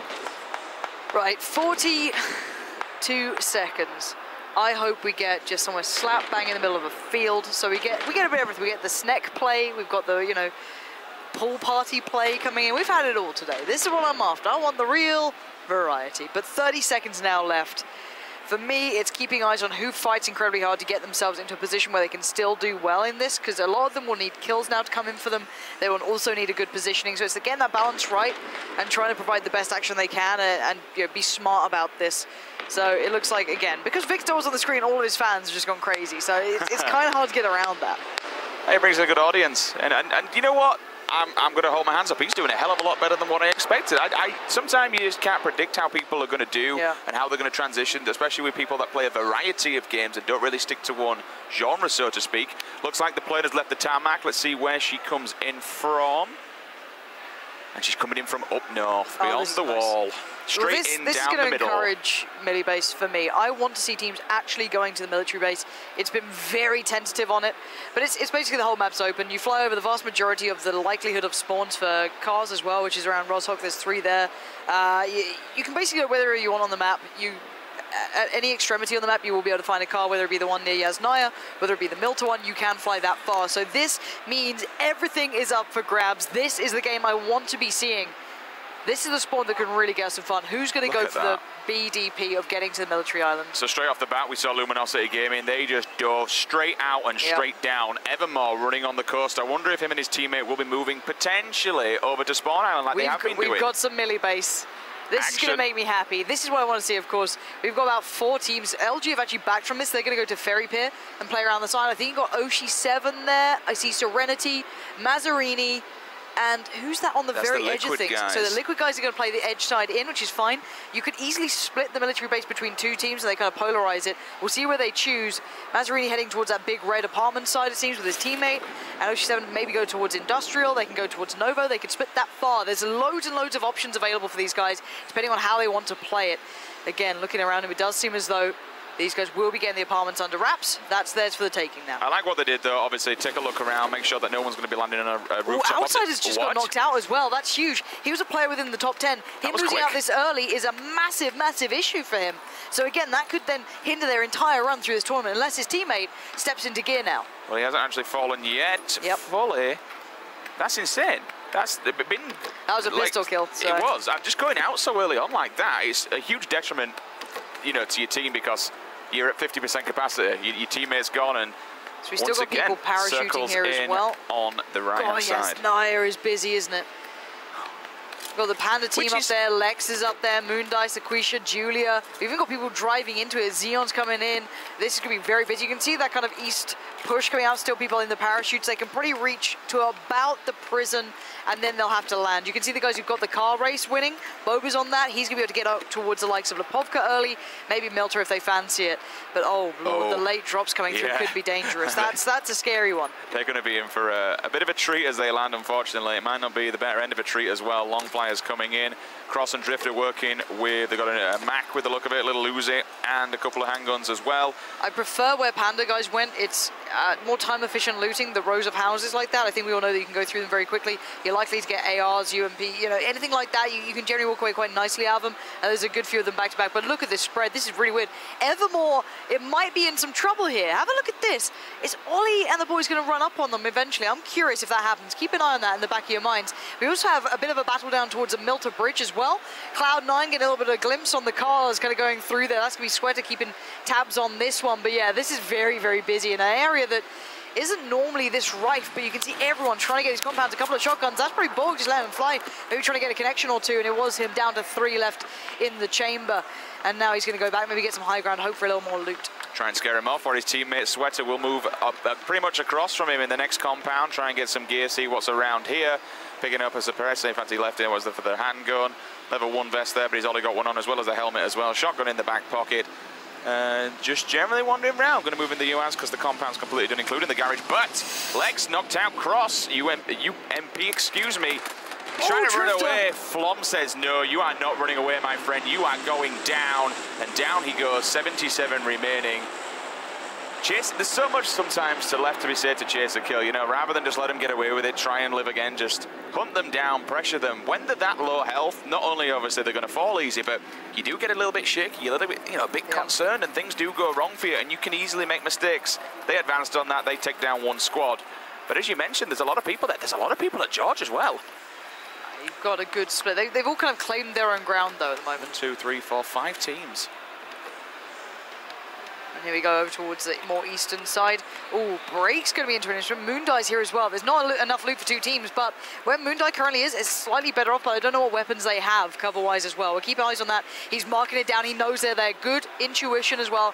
Good team play, making sure they keep it marked, keep the communication going, because you don't want to get caught out here. They can break off, excuse the pun, and go down towards Melted Town if they want. And yeah, you're seeing them silhouetting on the horizon there. Good spot from Break and the boys. They're going to try and readjust. You love to see it. Put a marker down, call to your teammate. That's exactly where they are. Make sure you've got your back to them and just running away from them. Make sure they don't have any kind of sight line on you. A couple of shots coming from the SKS as well as we move on board with Chappie, just scaring him away or trying to get a random shot if he could. Solid FPS. Right next to him as well, just on the horizon. Both guys moving up. We're going to put a red dot on that once it gives him some kind of sight. Will he go for the YOLO shot? Yes, he will. Trying to crack some off. Leans forward, but unfortunately doesn't find any connection whatsoever. Teammate's still pretty far away from him too. Ollie Evermore's did find Evermore. We discussed that earlier. They were closing in towards each other, heading around that northeast coastal side, utilising the road and going the long way back around. They actually could run into Swedge and the boys later on. But eventually in the next minute, you've got to start wondering how you're going to get there, how you're going to start leaving where you are, how you're going to move across. And especially for the players in towards George, towards the west, that sort of thing, you've got to start looking at getting cars. Luminosity, it's expected to see the more experienced players and people like that getting in towards the cars, getting that sort of theory into mind, starting to move across the map, stay incredibly mobile. It's a good idea from these guys so far. This terrain, though, always tricky. Yeah, Chips in injured. They're just going to go for the long play, get inside the circle, which, as you kind of mentioned... It's already populated. Yeah, that's the issue, right? You're turning up quite literally to a gunfight, and people are already going to be geared. I'm seeing Autos, he's definitely got a rifle on him. You got a level 2 helmet, level 2 bag, chest as well. 2 ARs, so Ninja's going to have an AR also, you would presume, otherwise his teammate would hand over an AR. So they're kitted up on guns at least. Yeah. They're not going in empty-handed. No, I'm wondering how the military-based battle's going down, because Ocean Serenity... Well, they've had a rough time so far. They've been mostly found by, I think it was Yunru & Co. I'm not 100% sure. It was one of the Koreans mostly finding them. They've had a really tough time on blue, which is always the issue when you go for the west coast. At the moment, they've got a little bit better this time. AK, bit of armor, starting to look a little better, but they've backed away from the big military base. They're into the smaller, isolated piece. And I'm wondering if they've noted that the other teams are still close by. There is one other team here with them, and there's probably a couple of players down by Novo. Very close to the circle, but they will eventually need to move, tuck themselves in towards the bridge, and probably prepare themselves to trade out and get over to the other side. There's a little bit of area on this. They can still move out. This is a mansion, though. Good spot comes in. This could be a big battle going down. Hard to back away from this area. Mostly open ground on it, unless you've got a car to just quickly make that escape. Tags up one, so that player will be healing up as well. He does have his teammate with them, so if he did go down, he could have at least clawed him back. However, his teammate's in a good angle, so they can kind of pincer them here and move together as a little squad and try and get multiple angles. They were looking, I mean, there's only one real place they can go, right? But look at them, Luminosity. They're getting healed up, but they're just looking outside the windows. So this is going to be a battle who finds their head first. Now, we do have an 8x scope in play there. Smoke's going to go down, so he's probably going to push back. Just trying to see where they are kind of perpendicular to them. So they're getting aggressive on them. Yeah, it's going to allow them to cross to the main mansion building, or at least the side mansion building, and get visual on it. You've got good windows to play from, you've got cover. But again, you know, let's be honest, Ninja and the guys don't need a reason to play out. They're still pretty comfortable there. They're going to go for shots. Look at this position. That's really nice. You're not only using the window for cover, for example, but using the pillar behind it, so you are using a fraction of the vision available. And Ninja's got to be very careful here. So do the entirety of the other side. It depends who gets the engagement properly off here. But again, I've got to say, if you're going to put money on it, you put it on the guys inside the mansion. Far better cover, but they're just going to pro down Luminosity. You know, they're not in the business of this. Just heal up, get ready for some more fights down the line. The issue is that 8x scope, you know, especially on the back of an M16. If a bullet comes out of that and it's at the face, it's going to do some serious damage. That'll allow his teammate to also then, if that player does drop, moving aggressively. However, Ninja's outside the house, got an SKS himself. Can he do something? Will they advance forward and try and do it? But I don't believe... Excuse me, I'm actually on the wrong person there. That was my bad because of the camera. It's slightly put off. We're actually on the point of Dzien. But they've got eyes on the prize. They know, I think, where Cloud9 is. You wouldn't be worrying so much. One of Cloud9's players, I'm pretty sure. It's only Borg here at the moment, so this could be quite tricky. But we saw Borg was playing pretty well before. But looking at Dzien here, although I don't think that's Zion's webcam, if I'm not going mad. Maybe I am. See if he can get anything done from this one back in the car. Yeah, exactly. He's one of the people I was like, I know what you look like. So that could be a bit awkward, but you can see the UAZ just rolling away. But yeah, it's basically try and find a compound that's safe, get ready for the circle, and lock yourself in, because this is going to be a long game. Still 76 alive yet. Your teammates just left you. Daz, get in the car, please, as there's fire coming in. Good position from Borg again. His teammates on the way back to help him, but you've got to be a little careful here. And you can see Ninja still just prone down. I mean, there's no point in running out, right? Oh, here we go. So he'll try and crack some shots off. We said before, there's a man who loves to shoot long range if he sees a vehicle, which he's actually, this time round, he's not going to do it. Don't want to give away his position, which I suppose is fair play because he's already got to remember that he's got 2 people behind him. If they hear an engagement coming across from these people, they might think, well, it's time to move, but neither of these 2 rosters wanting to make any advancement whatsoever. Ninja's team currently, I think they are top 6, so win for them. May actually, ooh, random person pokes around the corner. Squisha, there it is. Remember, goes yesterday down. he did really well as well, made it to the top 2, lost out to Yunru in the end. So he's got some real ability. Don't ride him out. He's got to go in and finish the kill. You know he wants to as well. This is on the edge of Naya right now. Cleanly done, looks for the trade out, is expecting a push to come back in. Julia behind, but going to be uncomfortable for her to try and cross out of there. That wall is not easy to get through, so she might have to go all the way around. Where's the teammate? In the garage area. So that's the next bit of the puzzle here. Squisha is safe for now, but they can't cross back too easy. Nice crouch jump coming out from Squisha. Really well played. I like what you caught for it as well, because if you can't do that, you have to run all the way front here on the police station, then go all the way back around just to get into the bigger library, so to speak, that is actually behind it. Bullet comes in, hits the pan, but unfortunately, he will fall just as it happens. That's Mayhop Wango, and then he is completely finished off. The Noble boys playing up to what they said previously. The pan, kind of did its job for 1 bullet, but unfortunately he's just too good. Idaculus comes in, finishes it off, and he will also get the revival on his teammate as well. There's people not far off. There's so many players close by. They're going to hear these shots coming through as well. You can see just over in the hangar almost area, Yunru's there. They're not exactly going to be playing too aggressive, I can imagine, but look, here we go. Develo has finally spread out. I can imagine that's Squisha and Julia at the moment, because that was the opposing team on the other side. Decent gear too on this guy. Gets the UMP out. Good control. 6 shot actually. Nice. Headshot bangs him down.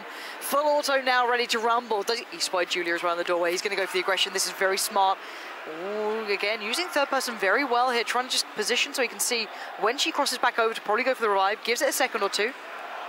Check to see if she's pushing close on that northeastern side. No, she's going for the revive. Him to go for the rush. He's going to go probably now, I'd say. No, he's working his way in slowly, but this is smart from Julia, actually. She's taking her time as well, not rushing it, no need to just yet, because you know Develo is now getting closer and closer and closer. She just wants the fight. She wants him dead. She wants this over and done, and she's going to have to get it done now.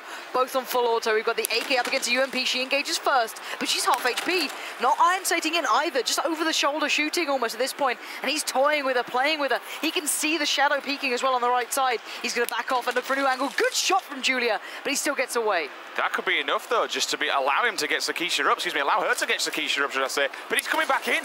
He's moving in again, and he's going to be that really annoying player. This is going to happen. Pushed around the corner. Does he take her down? No, he doesn't. He gets hit himself. But he gets it. 2 kills in the back here. Tavilo, amazing work from him. Aggression came out, but then again, when you're the last man standing in your roster, what else are you going to do? You might as well have gone for it. He knew he was applying so much pressure, and he did go through with it, seals the deal, and takes them both down. Credit where it's due, though. Squisha and Julia played that really well. I think, if anything, you've got to be a little bit more decisive, but she was half HP. There's no easy way to win that situation. But let's look at how you're seeing Borg play this out. You can tell he's a first-person player, right? He's peeking that as if he's looking for the angles that can only be seen with an advantage to him. But right now, we are seeing a couple of kills come through, but knockouts mostly with shotguns, still very viable for taking these buildings. You kind of need it. He does, looking in place, sees a player around the corner, goes in, takes him out as well, so that's 2 sick. down. Noble as well in the kill feed. They're getting more kills, so now we're into his top 66. Cake taking out 1 shot, also Yunru bagging himself some kills. These guys are playing really, really well. Super, super good confidence. Every single time you see them approach a building, they're doing it. Now they're going to go in. Pre-firing already, as you saw around the corner as we hop on board with Cake's POV. 2 people go diving out of the UAS. He's got them pinned, though, as he keeps laying, and all of a sudden that UAS will back off. It'll give them a little bit more of a view. Oh, the UAS running away from him is always pretty awkward, but the knockout does come through. That M16A4 doing the work he needs. Falling off this a little bit, looking to readjust, not overcommit from this. Doesn't need to. Needs to be careful of the car, doesn't want to lose out, and then, oh, fire comes in from either side, and that is the kill coming out. So Break goes down. That's one of the big heavy hitters now, losing out on being anywhere near that top 20 even.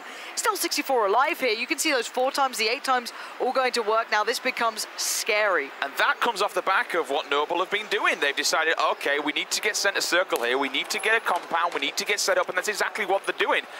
Meanwhile, speaking of TSM, Smack gets a kill of his own. He'll take down Shaka with the Scar. Moving forward, his teammates right in tow behind him. That's going to be Viz.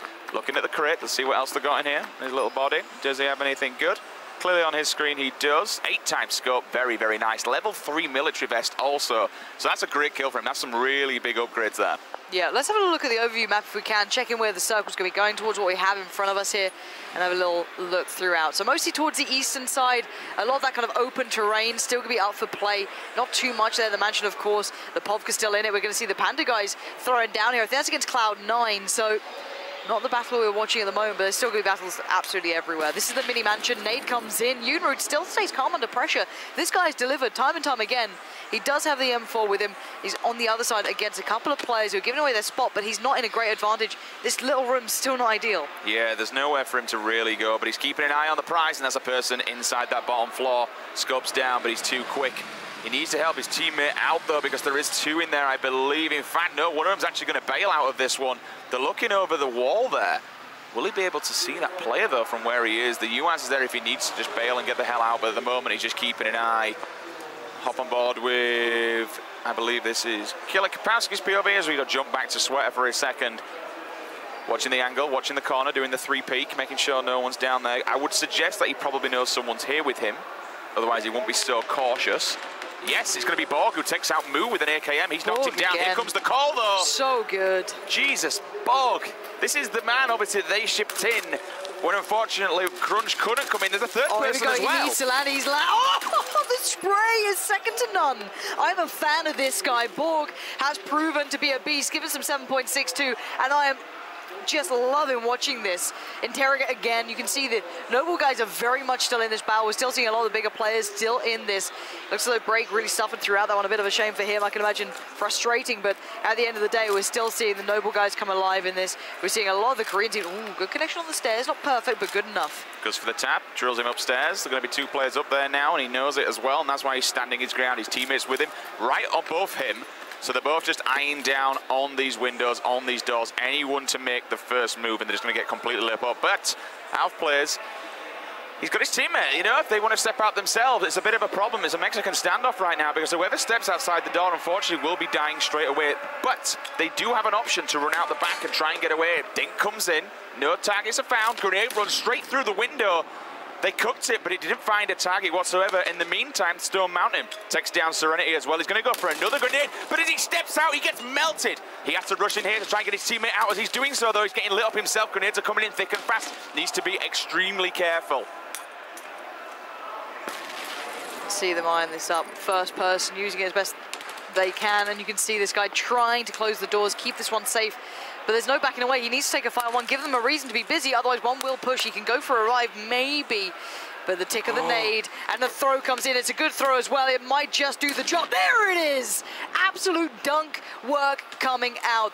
That's going to at least take down one. He might need to look for a little bit more to double check if the other player got taken down. He didn't.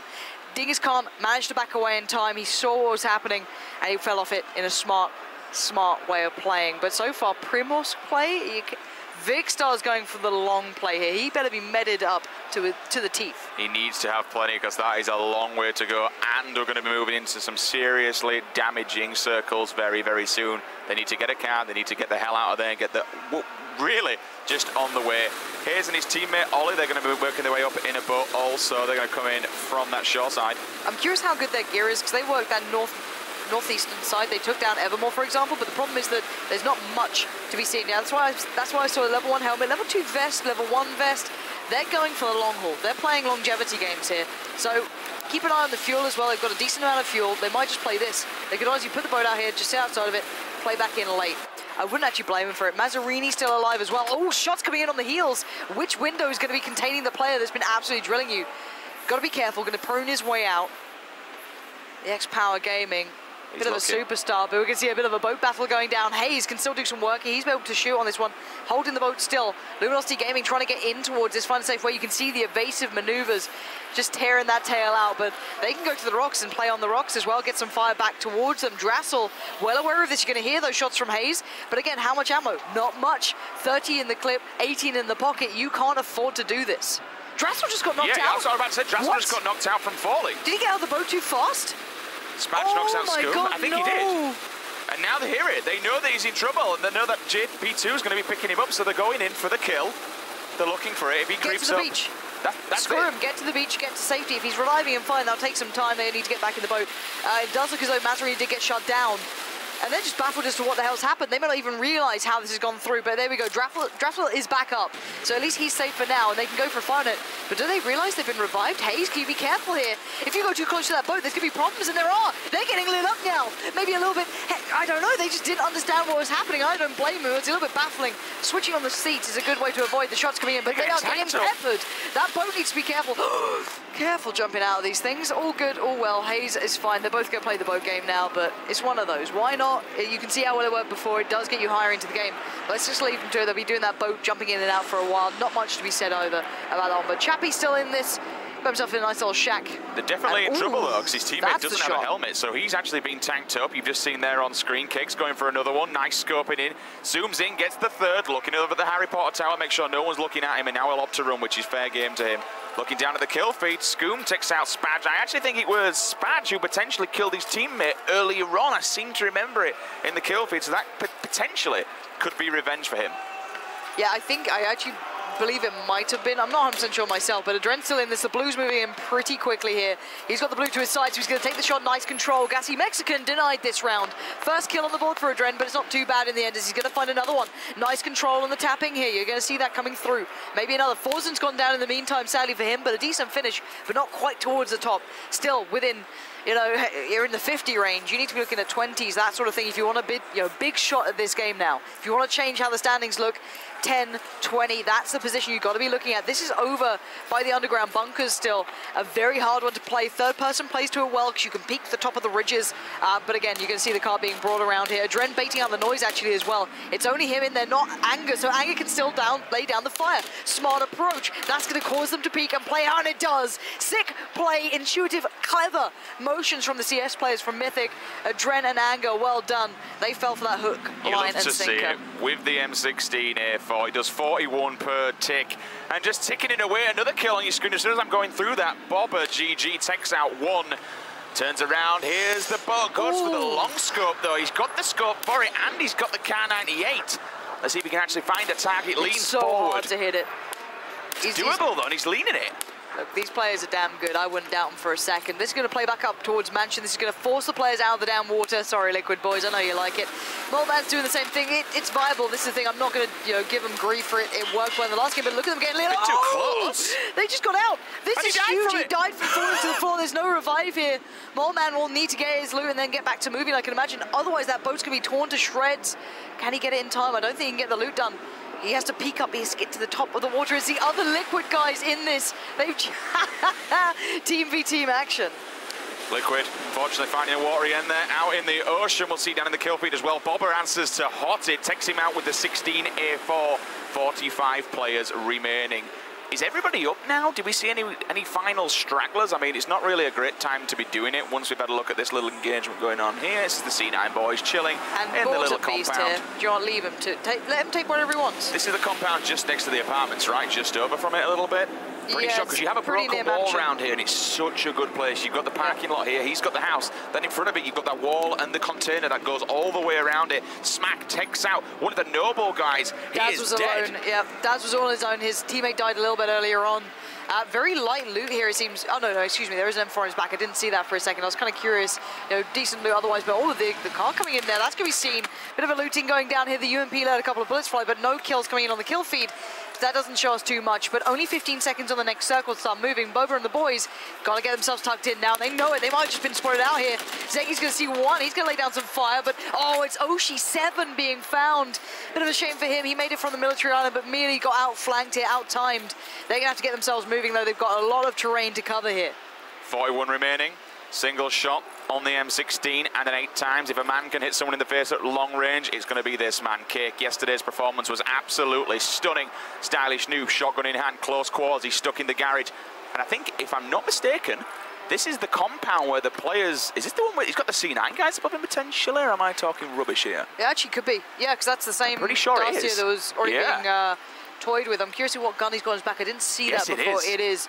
Now, I'm pretty sure Borg, if they've got their already up really high, they're going to hear this. They might have seen someone or heard people shooting at him.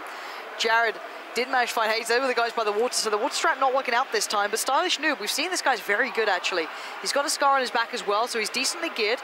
But I'm pretty sure they're going to know he's here. I'm not sure if the door opening would have done it, but here we go. Oh, Anger's just got wrecked. Rip. Not only playing against someone else, but also having the circle right behind you. You have no time to take the fights. Stody managing to get into this one as well. Finally seeing him kick off, which is always good. Back into the battle. Vis going to find Ollie. Finally taking them down to Velo as well, getting taken down outside of the play zone. He was the one fighting with Julia and such, but Borg just found Juan, but I'm not sure if that's the same player. Yeah, that might give it away for the player below him who's got the shotgun to maybe move into position, because now this compound will not be in, not the one we're looking at right now, but the ones that were at before might be in trouble now. No, it's not, because his Stylish Noob was in that garage, so Borg's just giving away. Oh, he's got eyes on him. He's got eyes on him with an SKS. Does he take the time on the shot? That's so he's eyeing 400 meters. He's eyeing it up. He's starting to hold the breath. This should be the shot if it's ever going to happen. You can see it pinging through, dropping a little short there. 7.6, it takes a while to travel. Don't be mistaken. That is a long distance fight he's taken. It's close, but it's certainly no cigar. And the reload time comes in. He's a little pretty frustrated with that, if anything, but might be able to get back for a bit. No.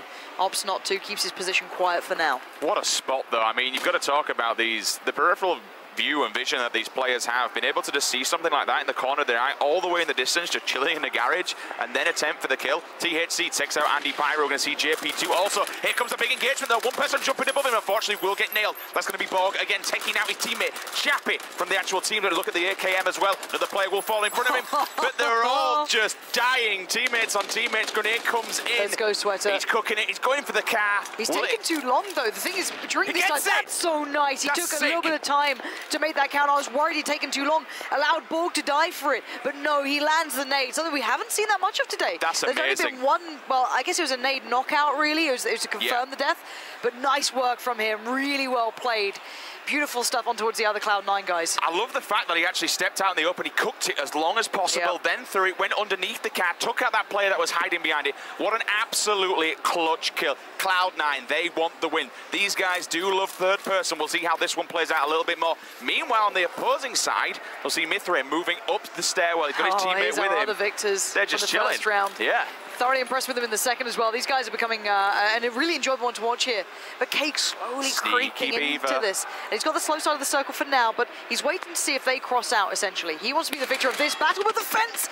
Ooh, he does take down Vicstar in the end, who worked his way in from so far away. Bear in mind, he was one of the players over at what is Primos, but now the tags come through. He can hear the shots around. He wants to confirm that kill. Vicstar, no chance of a revive, but he needs to bandage. He needs to heal. There's no one else close by. He should be able to make a run, but it's still quite far. And Cake, this is not going to be a sweet end to this one if he doesn't manage to get off these heals. But Borg just found the Noble guys as well. Cloud9 playing well. This is going to be a big game for them. He goes down outside, a shame, but he took down one with him, so he gets a better position on the leaderboard overall. And there is no big building left inside that next circle. And here we go. This is where it all gets a little more interesting. And still the mansion. These boys have been here from the very start, and they're holding their ground. You saw in the kill feed as well. Smack taking out Butts, looking around, making sure no one's creeping in. This mansion belongs to them. But the circle is going to force them all out of it. Soda, Stone Mountain, Sweater. I actually like the Cloud9 guys' positions, but they're open. They've got their back in the open at the moment. There's like 6, 7 people around this area. Who's got the high ground? Who has the angle is going to win this one. Stylish Noob's followed them. They're all three of them have come together. Stylish Noob's in the building in front of the C9 guys. He was initially behind them, and now he's in front of them. Whether or not he can actually get a look on it, we'll find out in just a second. We move on board. It's going to be Flom. WTCN, of course, this guy's there. He is an absolute animal at taking these guys down. Flom trying to dodge and weave. He's going to get the kill. He does. And yes, so there's maybe hope. 30 seconds for the revive. Lex can do this. He can make it happen for them. No, Viz! Got toyed with a taste of victory, but Vis will ruin it, take him down. And this is the battle still of the mansion. They will have to leave the mansion, bear in mind. They cannot stay here. Stone Mountain moving right next to these guys that we're watching right now. The Luminosity boys will be hearing this. They've been here the whole time as well. They've been camping this one out, and why not? They need it. Good spot comes in from Chips, but he can't land the shot. Smack takes that music down in the kill feed also, but look, they're in the only compound left inside this circle.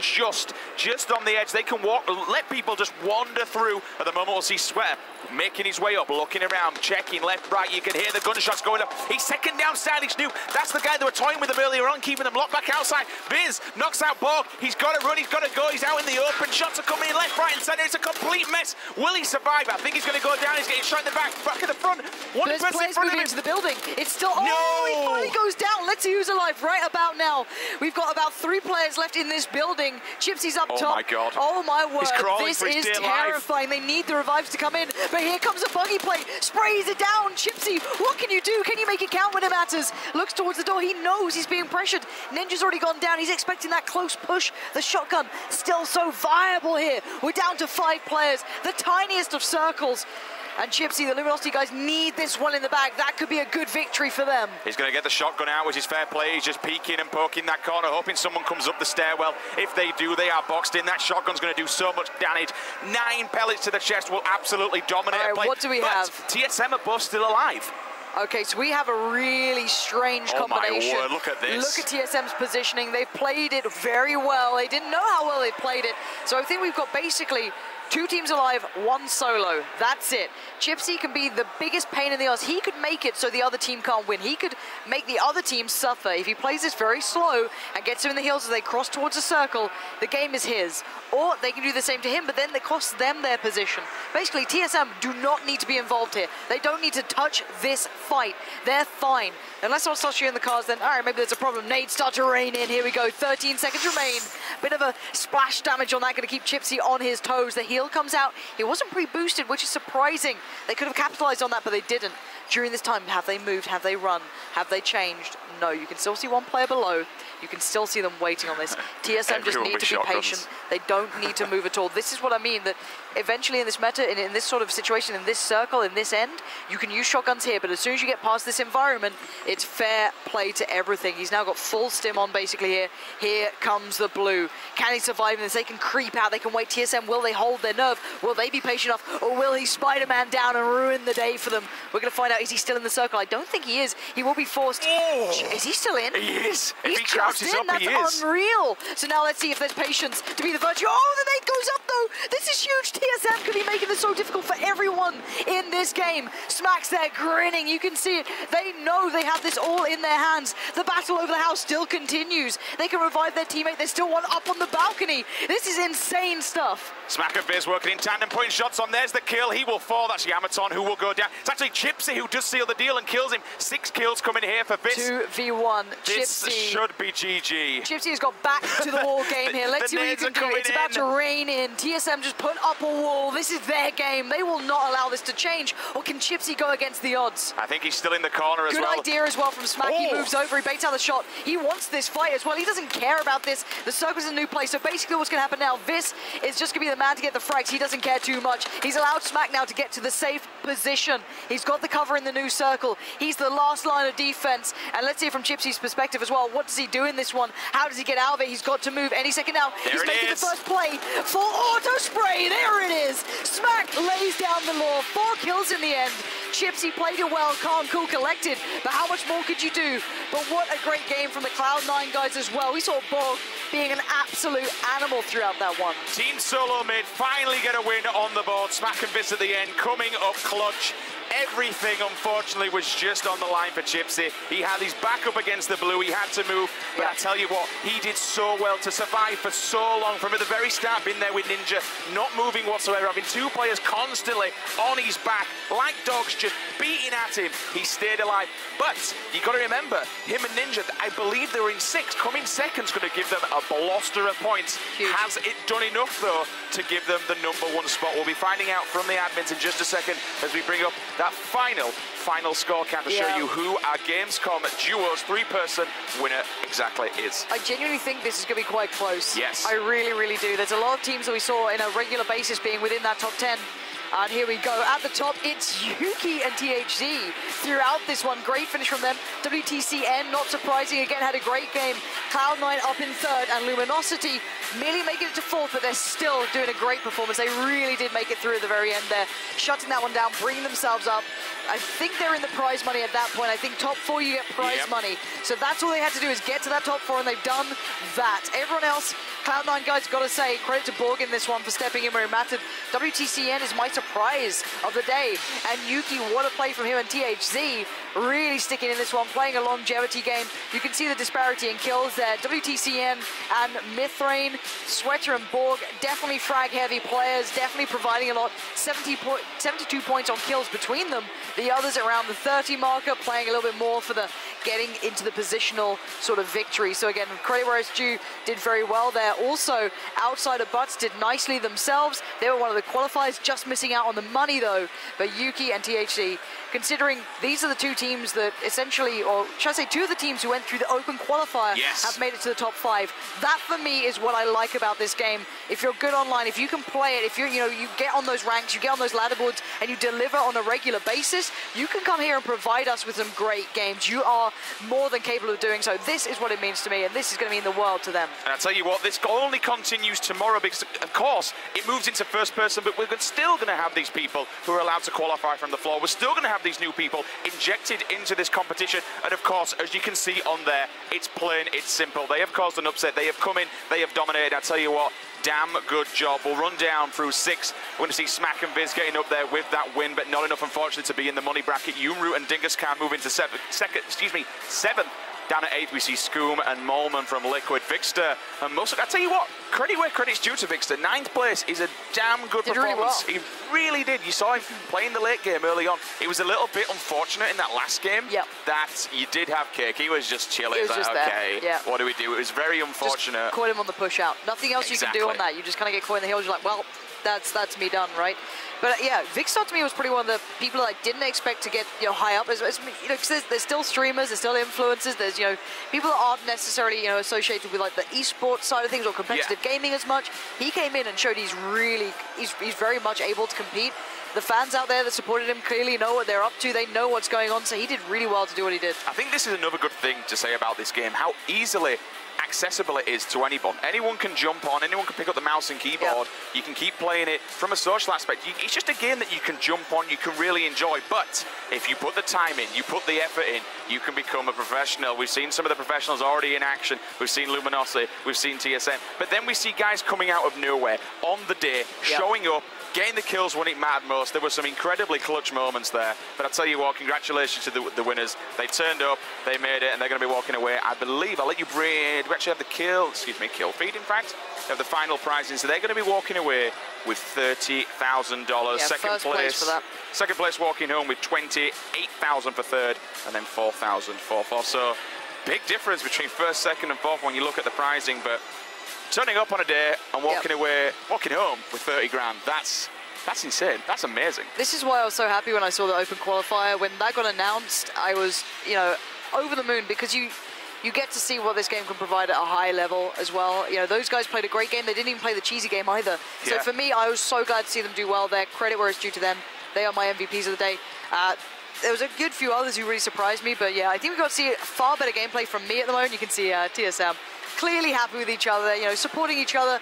Even though Break and AIM did go down a little earlier, they're still, all there supporting each other in a nice, kind of all-included way. I mean, fair enough, they've not won the event, but when you look at TSM as an organisation, they've now had a player who's come in the top. They've actually been individually, when you've looked at the games that we've had. Yesterday, we saw Brick winning a solo. Now we've seen Smack and Viz winning a duo.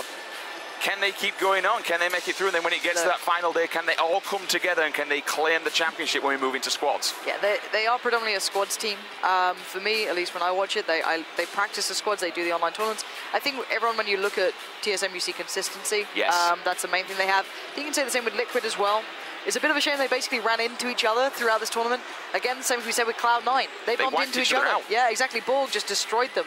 So yeah, we are just waiting on the winners to get themselves in position so we can give them the delightful trophies. They're just chilling out right now. So we'll hopefully get them the word when it's all ready and done, because I think we're done talking for the day. We've done a lot of talking. One person who's really showing up though, and again, whether or not you can really take much from it, but when you bring in a draft like, from the Borg, when you bring in Borg as a substitute's a rough word, even a backup so to speak, but you've got to bring someone into that squadron. So far, Borg has been absolutely taking faces. Every single time we're talking 5, 6, 7, 8, even 11 kills at one point. That man is an absolute animal. We were watching him before, hanging outside the back of that window. I think the shot must have been a good 400, 500. Someone else he just picked up from the opposing side of the building. Yeah. And if it's the guy that I'm thinking of, he's top 100 on squads as well back in NA, so he's going to bring a lot towards the final game for Cloud9. So he's a great pickup, good choice for them. Still not sure what we're waiting on. Seems that everyone's just chilling out now. Everyone's chilled. They're all having a chat. They're all having a little bit of a talk. We'll get these guys into position very, very soon so we can do the trophy announcements, hand over the prizes, and hand over the checks exactly how it needs to be done, because there's so much on the line. Not only the trophies, not the money, but the pride. Especially turning up to an event without a sponsor or an organisation on your back and just turning up and being able to take down some of these names, because there are some big names here. There are some very, very big names. Well, we all know that a lot of these players got picked up because they're popular streamers rather than, competitive players. I think that's going to change. Still needs to develop over time, exactly. obviously. And it's completely viable to do that, but it's good to see these young players who just grind out the game. That, to me, is what this game is about, that it's not just about the influence and that sort of thing. It's about the young guys coming in and doing what they want. It does seem as though we're almost ready for the trophy moment now, so we're going to be winding that one up. You can see the guys getting ready.